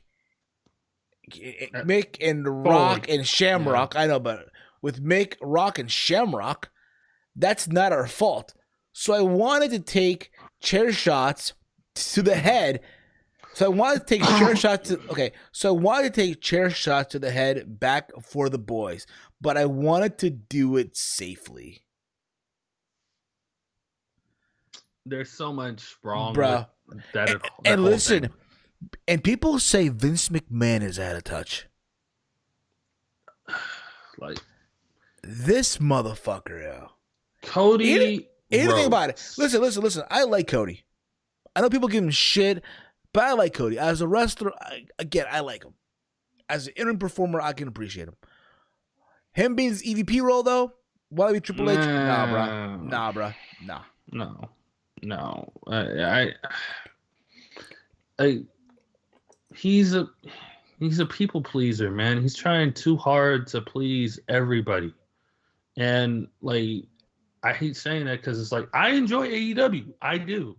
You know, I like, prior to him leaving, like, when he left WWE, you know, I was happy for him with what he was doing. The only thing that I've never really liked Cody doing after leaving was joining Bullet Club. I think he could have been a big face anti-Bullet Club. That's just me. But the point here is like, bro, like, how are you going to compare a chair shot to a movie? Yo, are you fucking kidding me? Yo, Chief in the comments hit the nail on the head, literally. Has Cody heard of CTE? Exactly, bro. And you know what's funny, though? Chris Nowinski is working for AEW. Yeah. And Chris Nowinski has been so very, very vocal about people getting chair shots to the head and concussion and CTE. And here's Cody saying this nonsense. That's freaking crazy, man. Because it's just like I understand. I understand completely. Like what he's trying to do. He wants to meet every demographic. You know, he wants to meet the demographic that like, oh, we can deliver hardcore wrestling. You know, we can give you that John Moxley style. but it's like we're also going to be that company where it's like if we have to, like, if the story is right, we'll give you that hard bump. You know, we will give you that type of shit that my dad had to go through. You know, we'll give you those moments that you miss in freaking like the Attitude Era or something. You know, and it's like, as much as I miss that shit, there's a reason some of that shit doesn't happen anymore.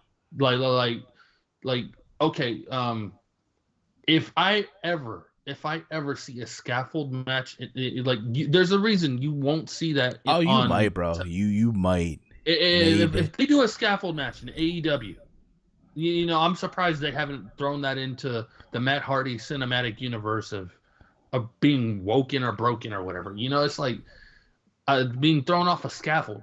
You know, it's like, if I ever see that on TV, I'm gonna be like, why are you doing this?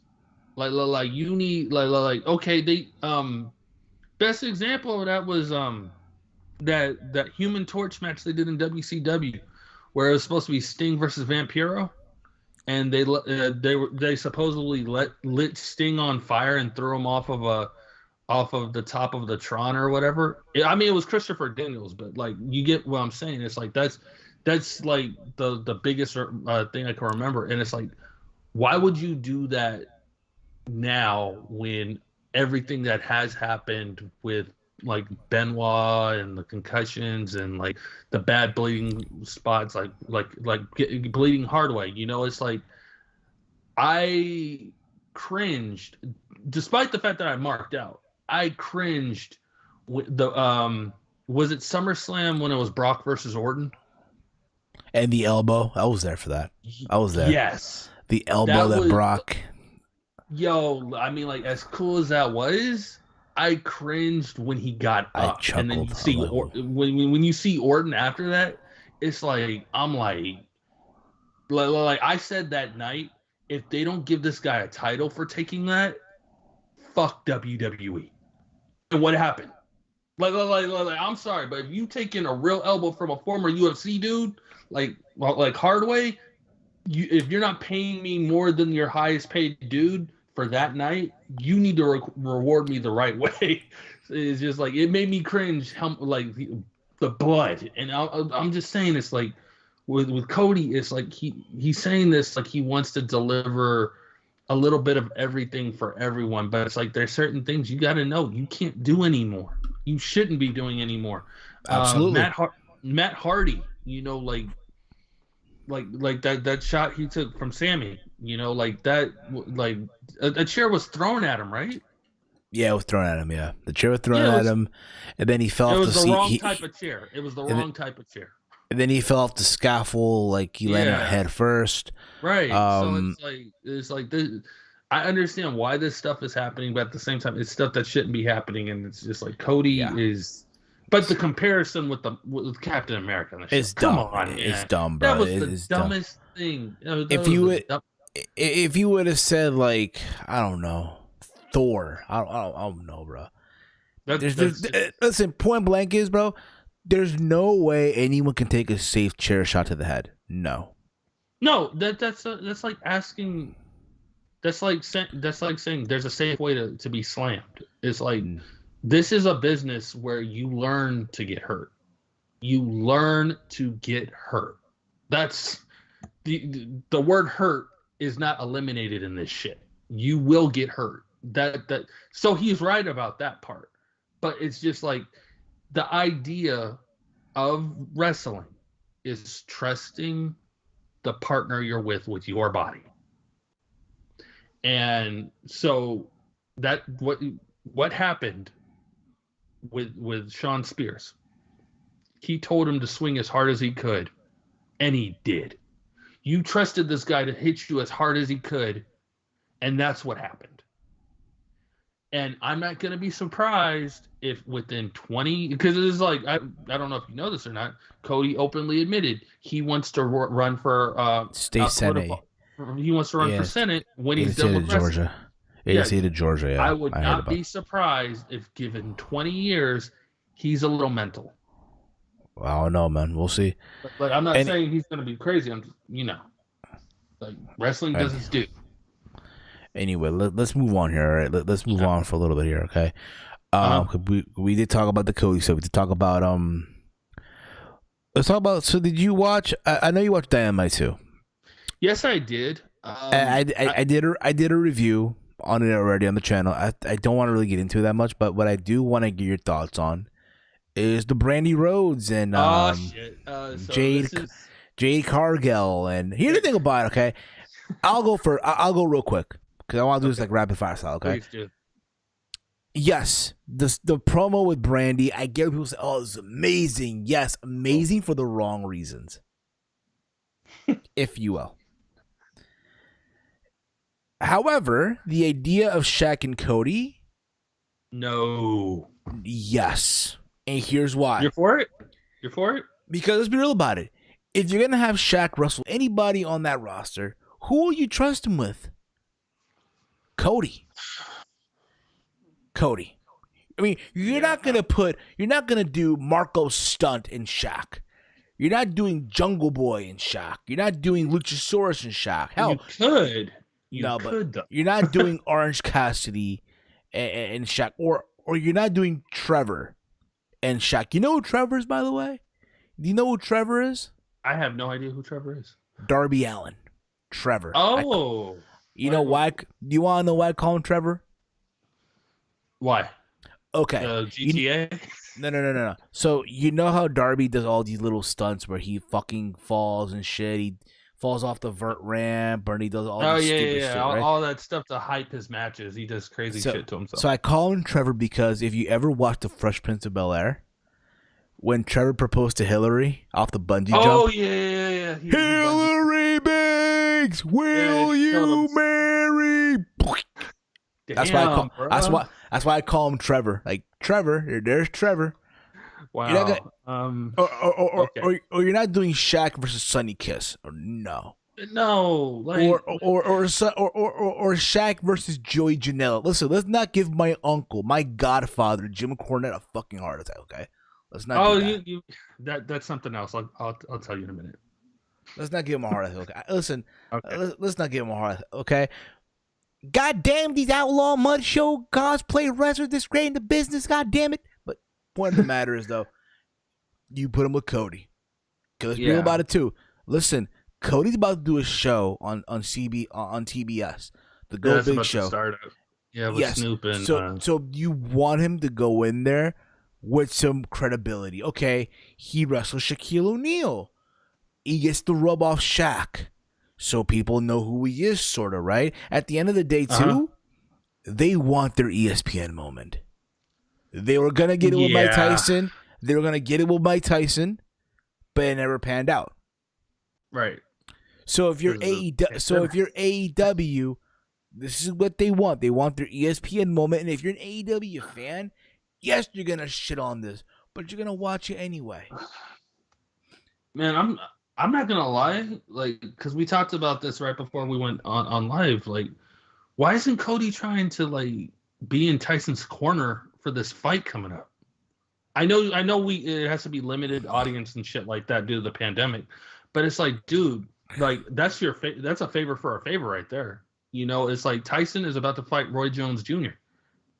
And it's like, why not see if you can escort him to the ring? I'm just saying. I don't think that's because I think Cody's not really into the boxing thing, if you will. He's not. He's gonna do what suits him more. I guess. I guess you're right. It's just like there's that. Now I thought again the segment itself. I felt like Jay was nervous. To my understanding, she is a fitness model or some athlete. Has she been on Dark or anything? No. I don't watch Dark. No, I don't watch Dark either. I don't. Even though the last time I watched Dark, you went with the last time I watched Dark, bro? The last time I saw Dark? When? A couple weeks ago. It was Brandon Cutler versus Peter Avalon, where they had to be a winner. Right? They had to be a winner, and the thing is, the storyline was they both are winless. They're like they're like 0 something, and one of them are gonna have a win. It was Brandon Cutler, right? Of course, man. It's like he finally also won on the main card. Or no. They He announced went that on win. no. He went on Dark. He went on fucking. Then went on the main roster or whatever the fuck that is. Well, But no. They announced the end of that streak, yeah, during the pre-show of a yeah, pay-per-view. yeah. So Yeah. again, so him versus Shaq. I'm all for it for what it's worth. I trust him with Cody. I'm sure Cody will bump. I'm sure Cody will bump around for him, make his shit feel like $1 million, right? You see Cody winning? Yeah, Okay. but I that segment with Brandy, nah, bruh. I laughed. I laughed my ass off, obviously, right? Because it came out of nowhere. Like, yo, here's Brandy Rowe, who's a soft-spoken, right? Proper women with proper diction, yeah. proper I guess speaking skills, if you will, right? Comes out speaking like she's fresh out of the hood. I made a post earlier, when people were giving feedback about this, and I said, I'm not trying to sound like make a racial tension thing, but this is what I said. I said this was sarcasm. I said, don't you love it when a black woman who is she speaks proper and delicately 90% of the time, comes out of nowhere and acts ratchet and hood like she's been fucking bitches up her entire life. That's how I felt about that. You're really coming out of nowhere with this. And I understand you're defending your man, but it's like, seriously? It's like she was Rochelle from fucking Everybody Hates Chris. Right. You're gonna pull a Rochelle moment, and it's just like, that's not you.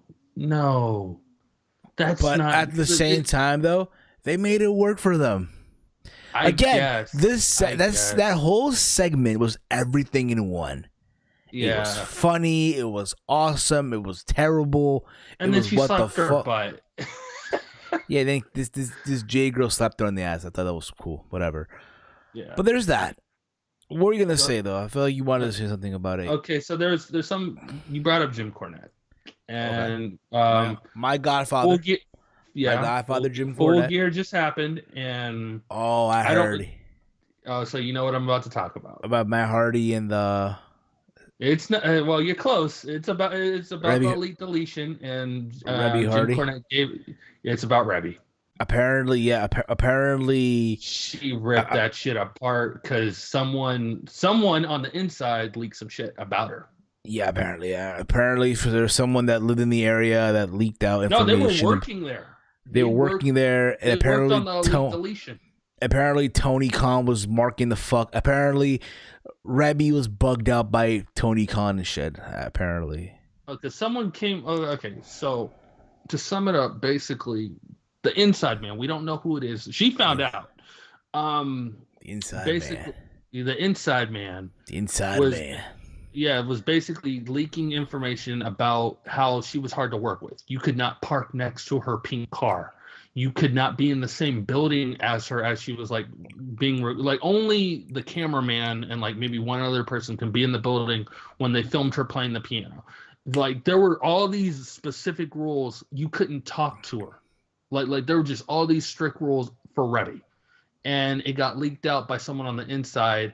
And then on top of that, she found a lot of fans were sending snippets of Jim Cornette's review of the Elite Deletion to her, and it's just he's a fan of Matt Hardy. He's always been a fan of Matt Hardy. To a degree, he's a fan of this shit. But Jim kind of ripped it apart. He was just he's not a fan of he understands the fact of why they do the cinematic stuff, but he's he's very traditional, so he kind of took it as you're shitting on pro wrestling, bro. The fact that you're doing more, and the reason he's shitting on it is because of what AEW represents. They're saying we're not. So Matt Hardy saying that Jim is shitting on pro wrestling, basically. No, Rebby.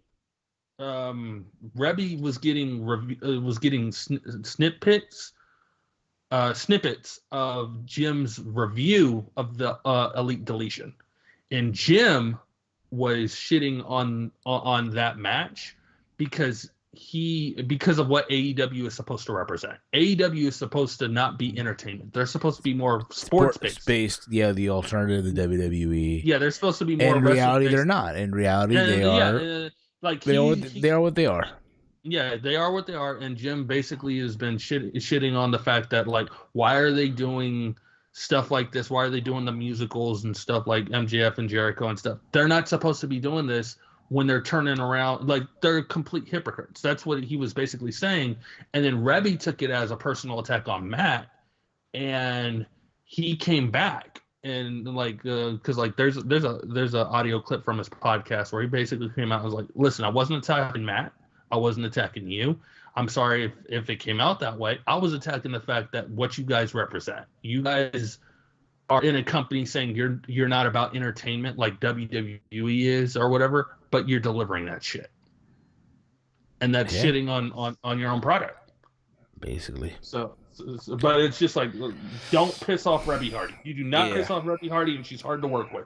Yeah, that was the gist of it. Let's move on. Let's move on. All right, let's move on. All right, so NXT. I didn't watch NXT. I did, like everyone else did. I did watch the big, but everyone was talking about. Oh my God, Johnny Gargano lost his title to Leon Ruff. I thought he lost it to Cheeseburger. Nah, Leon Ruff. That was my inside joke. Yeah, Cheeseburger, Leon Ruff. It's almost the same shit. Almost the same fucking shit. But I saw it. Now everyone lost their fucking mind. Oh, how dare they do this? This is terrible. I get the whole joke too. Johnny, it's like Sasha almost. He loses in the first title defense, right? Mm-hmm. So I saw what happened. Yeah. And believe it or not, I'm all for it. I know everyone wants to shit on it. Oh, it's terrible. This is not supposed to be. This is something you will see on the main roster, not NXT. But here's the thing about it, though. Okay, does Johnny really need that title right now? No, exactly.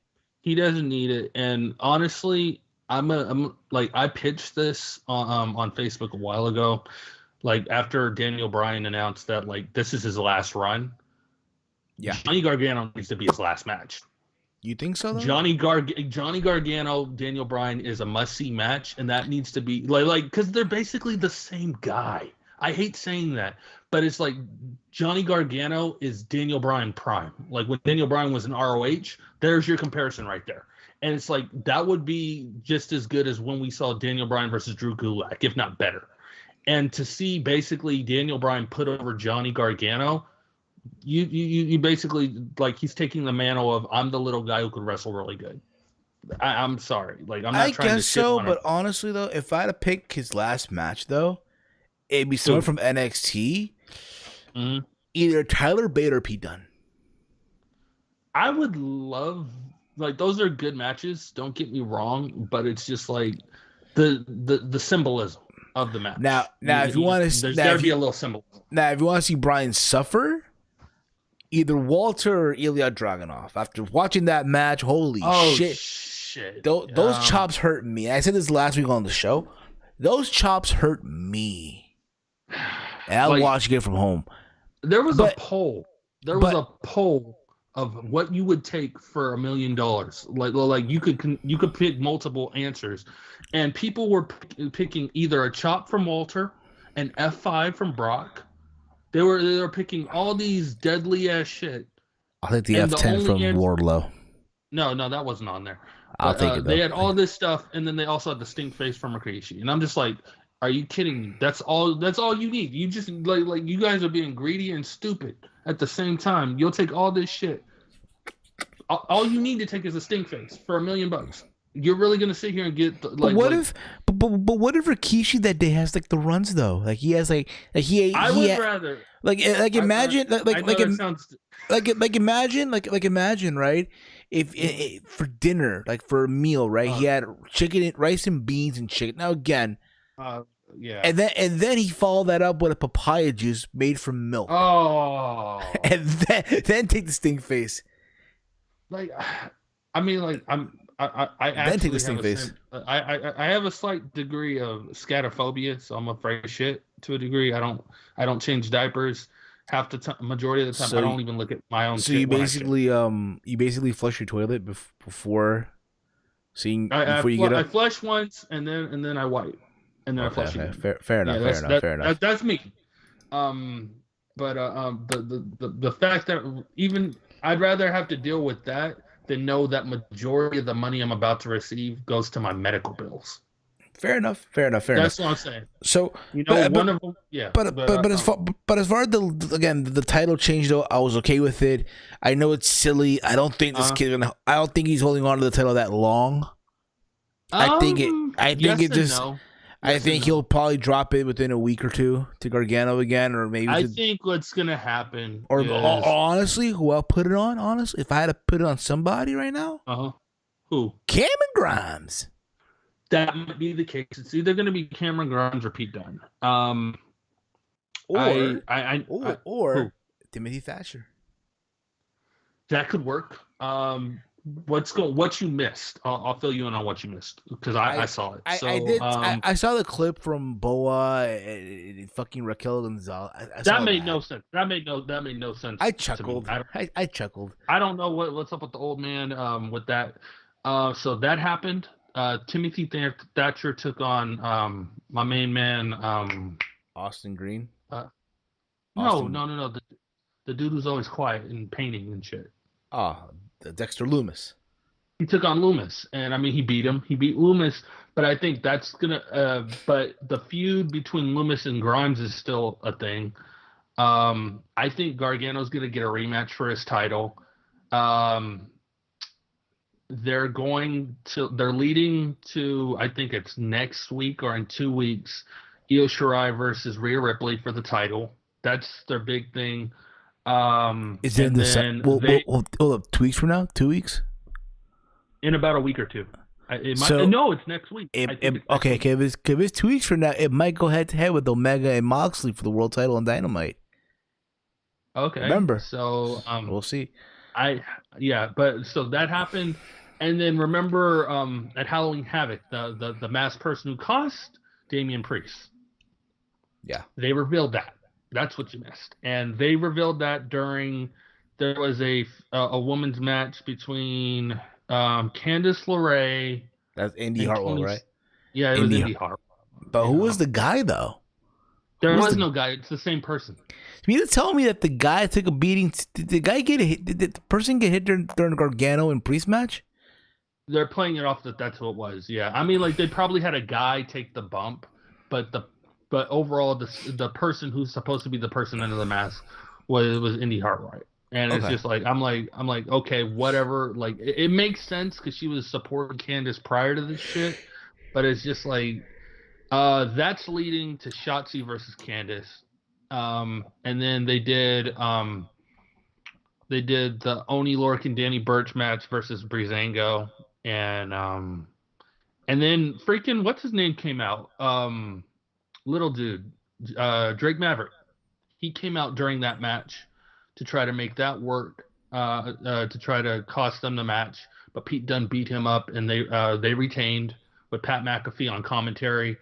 And then the only other thing that happened that night was Io del Fantasma, the cruiserweight champ. My boy, Escobar, right? Santos Escobar. He retained against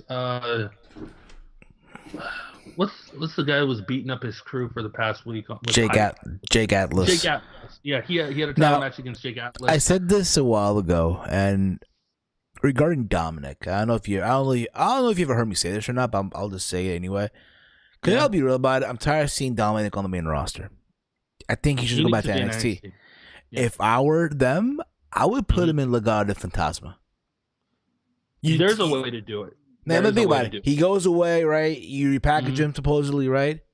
Yeah. But you bring him back without a member of Legado de Fantasma. You want to make this faction feel like a big deal?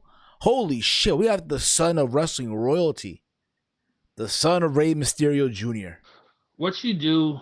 In my opinion, and then from there you call him Prince Dominic or El Príncipe, El Príncipe Mysterio, something like that. Yeah, what I would do. And you repackage him with new gear. Because I'm sorry, that gear that he has right now, he needs bro. a mask. He needs a mask, and the gear is blah. I would what I would do is this: while he's on the main roster, because they drafted both him and Ray together, put him on a losing streak. Put him on a fucking losing streak, solo or in teams. Like, he can't win a match. Like, basically, like, because they just illuminated this shit on Friday. I call it what everything that's been happening. I call that the WWE's telenovela Murphy. No, I call it La Rosa de Guadalupe, but it was me. Guys. Someone needs to make a intro for a telenovela with the WWE cast. That's what needs to happen. Maybe so. But that just ended. You put him on a losing streak, and then he disappears. And then what you do is, I don't know when, but it needs to happen. That unification cruiserweight match between Santos Escobar and Jordan Devlin. Devlin. I was saying that match. It has to happen. It has to happen, though. When it happens, nobody sees it coming. Dominic cost Jordan Devlin the match. Facts. As much as I would love to see a pure wrestling match between those two, if you have Dominic, you can still get it though. You can still get it though, but you just don't see it coming. Cause my thing is this, right? Nobody would. Because I hate this notion that they're not acknowledging it, right? Like, think about this, right? Yeah. If Pac is back in the States, if Pete Dunne is back in the States, do you mean to tell me you can't get Jordan Devlin back in the States? Come on. And I understand they don't have a secondary title for the UK. They don't, bro. But they need to nip this in the bud. Like, he's addressed it on NXT. Maybe WrestleMania weekend. I don't fucking know, but we'll see. Yeah. Anyway, you have him cost it, and then it's just like you play it off that Escobar. It can give him the guidance that his father couldn't. Yeah. Turn him down. Anyway, let's move on here, okay? SmackDown. I saw parts here and there. To me, the only thing that mattered on the show, couple things. Roman Reigns and Drew McIntyre. They're teasing the shit out of it now. Makes you think that at Survivor Series, we're going to get Drew versus Roman. I would not be surprised you have to think logical about a few things. Okay. They do not like to do face versus face or heel versus heel matches. I know. Period. They hate doing that. Remember 2017? Everyone thought, it'll be Jinder and Brock, and look what happened. Brock's like, fuck that. I am not working with Jinder in my balls. Fuck this shit. Exactly. And so they had AJ win the belt, in the UK. I think that might happen, but at the same time, though, do you really give Orton a short run with the belt? Wait, Chief says he thinks there's going to be a wedding between Murphy and Aaliyah. I see having a wedding. Here's the thing with that, right? Yes and no, but it's tough because, bro, Aaliyah doesn't help at all. When she goes on social media, on her Instagram, she promotes her boyfriend in real life. It's like, bro. I am not, like... Speaking of boyfriends and stuff, congratulates to Alexa Bliss. She got engaged to Ryan Cabrera. Good on them. Have you seen the memes for that? I hear things about people saying that he lies. Did he cheat on her or something? Like, what's the story? I don't know. I don't know the story on that. I've just seen the memes. People are posting memes saying people's reaction to seeing Alexa Bliss getting engaged, and it's Dolph Ziggler saying it should have been me. Maybe so. Anyway, so so that's happening right now, right? Yeah. But now, granted, Drew showed up on SmackDown. Right. Do we see Roman showing up tomorrow on Raw? Likely, yes. Possibly, you think yes. Roman cost them the match? Probably. But again, they did this match before last year's WrestleMania, and WrestleMania 35 after Kofi and Bryan. I remember being there for that. Like, they did Randy and Roman? No. They did Randy. They did Roman and Drew. WrestleMania 35. I know what I'm saying is, if Roman shows up on Raw to cost Drew the match, then the match will be Randy versus Roman. Exactly, but what I'm saying is, though, if they do Drew versus Roman, we've already seen this match. I've already seen it live, WrestleMania 35. I remember because people were tired as fuck after seeing Kofi win the championship. The difference, though, is that that match. Now Roman's a heel. Roman's having the best run right now. I thought the line was funny. Nobody watches Raw.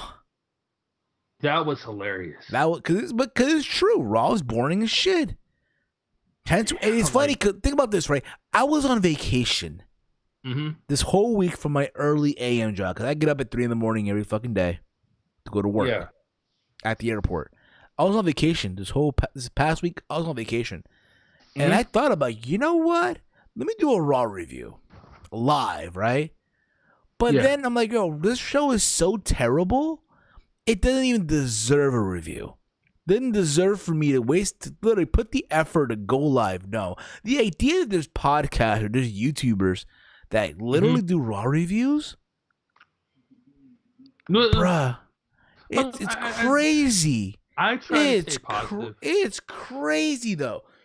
But listen, it is what it is, okay? It is what it is. I try to stay positive. Give me 3 things that's been going on Raw that you look at in a positive light. What are 3 good things from Raw? Not just this episode, but like lately. What are the 3 good things you can say that come from Raw? Okay. Right now? Recently? Yeah. Just 3 things. There's got to be 3 things. Sheamus and Drew, they're teasing that they're friends and, hey, they might be a tag team down the road. Okay. I like the reality element of that. Okay. What else here? What else? Alexa Bliss and The Fiend. I like that. Okay. I like that. And I guess you want to pick one more thing here. Hurt Business? Yeah, I guess so. But yeah, I guess. But that's it, though. But everything else on the show is just shit, though. Everything on the show is just terrible. Again, usually with me when I watch Raw, I turn it off at 10 p.m. I turn it off. Like, fuck this. I'm done. You're better off with the Hulu version. You're better off with the Hulu version. Oh, there is a 4th thing. We are on 8 weeks of Lana going through a table. Yep, that's the counter. 8 weeks. I don't know when this stops. I look forward to them making the shirt Lana get the tables. I look forward to the shirt coming out. You know it's gonna happen. Oh my god! If I was still selling merch, holy shit, yo! Yeah. Lana get the table, but not show. Do you like? What's the end game with that for you? They're still doing Raw Underground. No, they ended that. I'm just saying, what's the end game of Lana constantly getting put through the table? I think she's gonna be the sole survivor in the Raw Survivor Series match. Now, hear me out. Okay. Hear me out. The sole survivor for her team, and then she gets eliminated by Bianca Belair. There's no way SmackDown's losing. The idea is, oh my gosh, she lasted longer than Shayna and Nia. That's the idea. So you see. Okay, do you think that the irony in this shit is gonna be that Nia Jax gets eliminated first? Yes. That makes sense. It's crazy. It's this Sunday, right? Survivor Series this Sunday. Coming up. Yeah, Nick. This coming Sunday is Survivor Series. Shit, it's already been quick already. They're not even a takeover. And then next week's Thanksgiving. Then the next week is Thanksgiving. I know, right? It's crazy. And we got to deal with the Undertaker's final farewell. I know. I watched the other day the documentary on Paul Bearer. Very good, by the way. Very, very good. I recommend you guys give it a watch. I really, really do. Also on SmackDown, because again, I want to wrap this up already. Yeah, we're already past the 2-hour mark. We're already past the 2-hour mark already. So I'm gonna wrap this up in a bit. Yeah, we've been live for 2 hours, bro. It's crazy. Thank you guys for tuning in. You guys are fucking awesome. Chad Gable apparently is now this guru, motivational guru. So he's a trainer. He's taking what's his name gimmick. So Otis faced Dolph Ziggler and he beats him. Because they were making fun of him. Hey, he lost his girlfriend, his partner, in his case, whatever, right? Yeah. So they bring him, and he has this new theme song that's so fucking corny. Hard-working man. It's so stupid. It's so stupid. Like, nah, bruh. But he beats Dolph Ziggler. And in the back, you see Chad Gable trying to recruit Otis to, I guess, as a client. He's basically saying that's the Otis you need to be more often. And I'm like, and I like it though. American Alpha Chad Gable. It went through everyone's. It went over everyone's head. It was like the Alpha system. Or something like that. Think about it though. American Alpha Chad Gable. Yeah, I see. Yeah, I get it. All he needs to do is come out to his old theme song, bro, from American Alpha. And it's it. Now, I would have preferred if it was Jason Jordan managing him, but hey, you get what you get. But the fact that I did not know, I learned today through the Solomon Monster. Shout out to Jason Solomon, by the way, on his 13th year anniversary. Apparently Chad Gable and Otis are best friends in real life. Ooh. They trained together in the Olympics, so there's that. Cool. If you're Chad Gable, hey, you train with your best friend with Otis. If you're Otis, it's something for him to do right now. There's that. I'll take it for what it's worth. Okay. And then also on SmackDown, to put this in a bow, Chelsea Green made her SmackDown debut in a fatal four-way between Natalya, Liv Morgan, Tamina Snuka, and herself. And in her debut, she got hurt. She broke her wrist. Rumble. She broke her wrist. That's what see you at the Rumble, honey. Yeah, but here's what we do know: she's part of the main roster now. Yeah, that's so cool. There's that. But I feel bad that they didn't bring Robert Stone with her. No, that was a good combo. Like forget Aaliyah. Not Aaliyah Mysterio, the other Aaliyah. Forget her and just that combo. Can we forget them both? Can we forget them both though? Can we forget them both? Like seriously. You weren't a fan of Robert Stone? No. I'm talking about both Aaliyahs. Oh, I'm done with it. We might as well. Can we do a trade? Can we bring back Aaliyah from the dead and just trade her for these two Aaliyahs? Can we do that? Ooh, yeah. How about this? Deep. That's deep. How about we trade Dominic Mysterio and freaking Retribution and bring back Dominic Dijakovic? I don't know about that. He's got to be T-Bar or whatever. T-Bar. Fuck that. He's T-Bag. Chad Too Bad. He's Chad Too Bad. I watched, by the way. I did watch Talking Shop Mania 2. Oh, you did? I don't know if you watched it or not, but it's hilarious. What is that exactly? So it's them. I've heard of it. So Talking Shop is a podcast that both Carl Anderson and Doc Gallows do every single week. They're not selling stuff, are they? Well, there's shop in there. Well, yeah, they're selling shit. They're selling merch, right? Okay. So they did a show called Talking Shop Mania, which is their spin on their parody of WrestleMania. Okay. So, in the first Talking Shop Mania, the main event was a boner yard match. Oh God! It was Chad Too Bad, which is played by Carl Anderson. Yeah. Versus Sex Ferguson, played by Doc Gallows. Sex Ferguson, didn't Edge have a name like that? No. So if you remember, WWE a couple of years ago did the whole what was that retro? The Mountain whatever wrestling. No. Southpaw Regional Wrestling. He was Tex Ferguson there because he couldn't be Sex Ferguson. He was Tex Ferguson. Oh, okay. So they use those characters, right? So they had cameos from people, right? From Teddy Long and Tommy and Mac and fucking Brian Myers and shit like that, right? Dave Penzer. But it was quoted as the worst pay-per-view. That's why they were like headlining the show, the worst pay-per-view ever. That was the slogan. We had the best match ever in WWE. So, but it was shit though. But again, it was the worst pay-per-view ever though. No. It really was? That was the headline. The worst okay. that was their slogan going into they're hyping this as the worst pay-per-view ever. But so they're just ripping everything off. Basically, yeah. So Talking Shop Mania 2 is back, and this time they're doing a balls out match, right? They're spinning off the eye for an eye match, whatever, between Rollins and Mysterio, right? They're also doing this whole thing where they're doing imitation of Retribution. They're doing Evolution parody. You gotta watch it, dude. You have to fucking watch both of them. Okay. to understand what it's on Fight TV. But if you can find a free version, dude, by all means, dude. I can. But now listen, I watched them high as shit because I can't watch anything sober. It made it more funnier. And shout out to the Good Brothers. They're the new Impact Tag Team Champions. Yesterday was Turning Point. Yes, it was. I didn't watch it. I didn't watch it either, but I heard about it. I heard about it, so there's that. So that means they've won the titles in WWE, New Japan, and Impact Wrestling. Right. It's good on them. Good for them, man.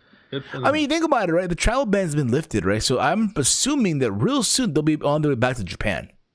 Are you speaking of Impact? What's your thoughts of like this year's Super Junior Cup? I think it's cool that there's a lot of these guys that are gaining the opportunity, like Chris Bay. I'm happy for him. Chris Bay from Impact, Leo Rush is in it. You know what's crazy though? I did not know that Chris Bay was a YouTuber at one time, or it was like a member of the IWC. So he used to like review like replica belts back in the day. He used to collect the belts. Okay. So there's that. That's a first for me. I think it's cool though. There's guys that are there that are getting the opportunity to shine, like Chris Bay, like a Leo Rush. I have the photo here, the list of the people that are there. Okay. I have it on my phone. I took a screenshot of this shit a long time ago. I gotta find I'm going for Leo in this one though. That's just me. I'll have to see who for me though, but he's probably not gonna win it, but I want to see Leo. But I think it's cool though. I think it's cool that they're getting the opportunity. You also have Blake Christian from GCW. You have Ray Horace from Ring of Honor. You have from the LA Dojo Clark Connor. TJP's in this as well. ACH. Okay. You have El Phantasmo. He went in last year. So it's a bunch of people. And also include the guys from Japan as well. Keep that in mind too. So Clash of Styles. It's good they're bringing in outsiders. So I'm just saying though, at the same time, but again, you think about this, right? Mm-hmm. A lot of the guys that were stuck in America, like the Jay White, like the Kentas, and all of them, they're already back in Japan, right? Will Ospreay's back in Japan already. Yeah, he's about to have a match with Okada at Wrestle Kingdom. Yeah. So I'm only to assume that hey, with Pac and he's back in AEW, Dunn's back in NXT USA.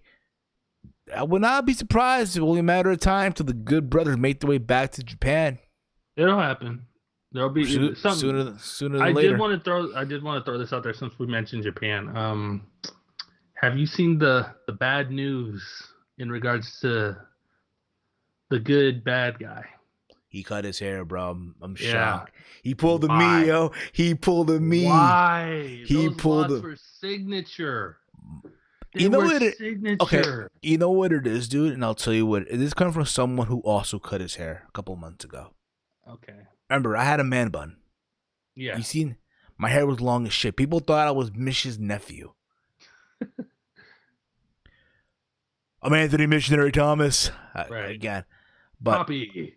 I'm Pop. Yeah, I love those guys. I love those guys. They're fucking awesome.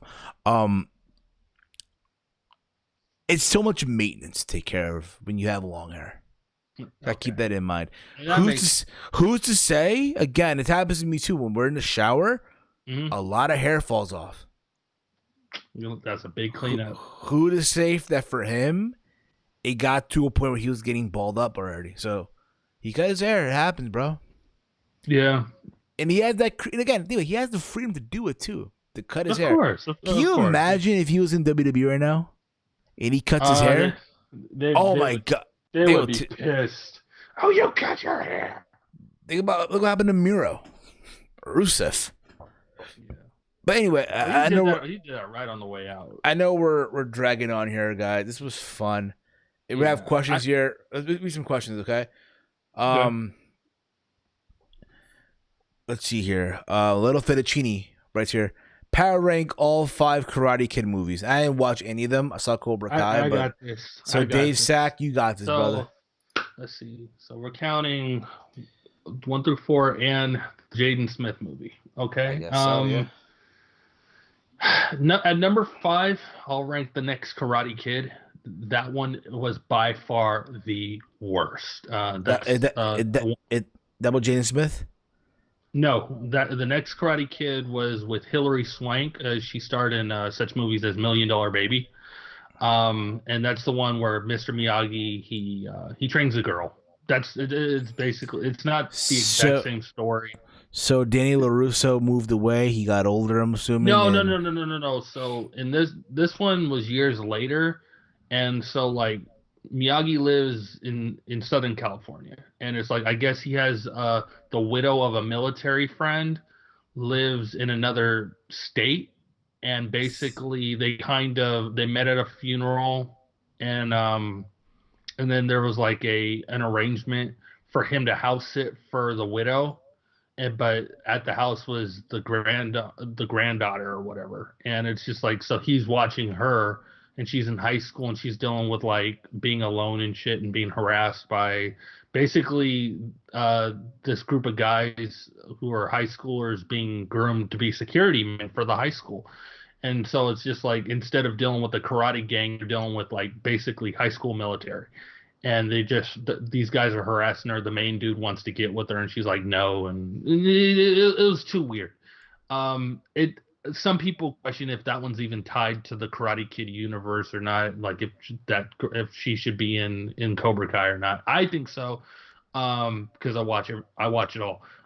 Number 4, I'm going to say Karate Kid Part 3. In that one, he basically is like, just because like the tournaments are, it's basically like a revenge plot from after Karate Kid Part 1, where like, oh, the Cobra Kai people are gonna get their revenge, and the villain, they brought in a new villain, this guy Terry Silver. He's crazy as fuck. Like he, imagine just saying, like, imagine being a millionaire and you tell your secretary, hey, I'm gonna take a vacation for revenge. That's what this guy does. And okay, so there's that one. Number 3, I'll say the remake with Jaden Smith. I saw that one. To me, it wasn't the best. Number 2, I'll say the Karate Kid Part 1. Know the story if you haven't. New kid in town, bullied, and learns karate and fights a tournament against an entire dojo to earn respect. So they'll leave him alone. Eddie wins. And then and then he wins. He becomes the best around. No one will ever break him down or whatever. And then number 1, Karate Kid Part 2. A lot of people, both Karate Kid Part 1 and Part 2 were directed by the same guy who did Rocky. I like that one a lot better. It's more of a focus on Mr. Miyagi's story versus Daniel's. They have to go to Okinawa, Japan, and deal with like he has to tie some loose ends there. His father's dying. He has to mend fences with his best friend, who's also his karate rival. Daniel ends up getting a rival and a love interest there, and he has a fight to the death. You can't top that. Okay. Reading awesome. So there you go. Whatever happened to the Hall of Fame, I have no clue. I mean, likely they'll probably do it in 2021. I mean, they're silently addressing that class as already Hall of Famers. Yeah. They're saying that, like, when they mention the Bellas in news and shit, they're saying WWE Hall of Famers, the Bella Twins. So, reading more questions here. What from Little Fettuccine right here? Which SmackDown superstar will show up on Raw tomorrow night? Because the go home show. I just think Roman, because here's the thing, if you want the whole like invasion shit, you need a crowd for that. Oh, I'm gonna say, because like I thought about this long. No homo. I thought about this long and hard, and the thing is, the two, because there's 2 title matches happening on Raw. There's the tag titles, and then there's the WWE Championship. And if both teams retain, then you have a heel versus heel match and a face versus face match at Survivor Series. So I'm kind of feeling like both titles need to change, but who should come? I'm gonna say the Street Profits, not Roman. The Street Profits are gonna cost New Day the match because if you didn't watch SmackDown, Big E, he roasted the fuck out of them. He straight up called them because, like, okay, I don't know if you saw the segment. The Street Profits for the past couple of weeks have been bugging Big E, trying to get the tips because he's still on SmackDown as to anything that they can use as an advantage against New Day. Yeah. And he's like, no, man, I'm still New Day. Like, you're not fucking that up. And so they brought him plates with different food for him to eat, all shaped in L's, because they're like, yeah, we got some food for you, but come Sunday, we're dishing out L's to your boys. And so, like, he roasted the fuck out of him, and he was just like, hey, man, you guys think you're funny, right? Well, just remember, you're dealing with the best tag team of all time. You're dealing with people who are over five-time tag team champs. And most of all, bro, you're just always going to be remembered as the team New Day beat, and you'll be remembered as nothing more than New Day Light, Diet New Day, wannabe New Day. You're like, that's all you are. Like, he roasted the fuck out of them, and then, like, the scene ends with them laughing, walking away, and they're looking dead serious now. So I think we might get a serious. We don't really have, outside of Sheamus and Cesaro, there's not a heel team on SmackDown. I get that too, but I think again for that whole, like, when I think of the invasions prior to Survivor Series, like that one with the women with Becky broke her nose and shit like that, right? Or the one before, the year before that. You need a crowd for that. You need a whole live crowd. You're not gonna do this shit in front of a virtual crowd. You're not doing that. Does SmackDown even have a full team yet? I don't even know, dude. They don't have. I don't think they have a full men's team. There's a full Raw. There's a Raw filled up both their teams already, and then the women only has now they have Ruby Riott, Liv Morgan, and Bianca Belair. They still got to fill 2 spots. Yeah. Anyway, the last question here from Silver Surfer here. Hey, Heel, do you think Colby Covington versus Kamaru Usman 2 will happen? I hope Kamaru Usman beats him again. That's more your alley. Yeah, no. I mean, to my understanding, Kamaru's fighting Gilbert Burns next, to my understanding. I don't know. I mean, I guess what you could do now is Kamaru, my bad, it's Colby versus Masvidal. I want to see that more than anything, but who's to say? But it's possible if Colby gets another win. I mean, Colby beat Tyron Woodley, so there's that. But we'll see what happens. Anyway, this is gonna do it for us. Okay, we've already gone on for almost 2 hours and 30 minutes. Yeah. The longest I've done a show in a long time. This was fun though. It was really fucking fun. I want to thank all of you again for tuning in tonight. You guys are fucking awesome as always. I appreciate all of you fucks. I love you all. No homo. I love you all. You can tune in. What the fuck am I bumping to right now? There you go. You can follow me on Twitter at HeelSteven. All right. There's my information right there. Also, Instagram at HeelSteven. This podcast is also available on all the podcasting platforms. Apple Podcasts, Stitcher Radio, TuneIn, Google Play, Anchor.fm, also over at Spotify. All right. If you're on Apple Podcasts, please give the podcast a 5-star rating. It does help out the show in the long run. It really does help out the show in the long run. Dave Sack, where can they check you out at, bro?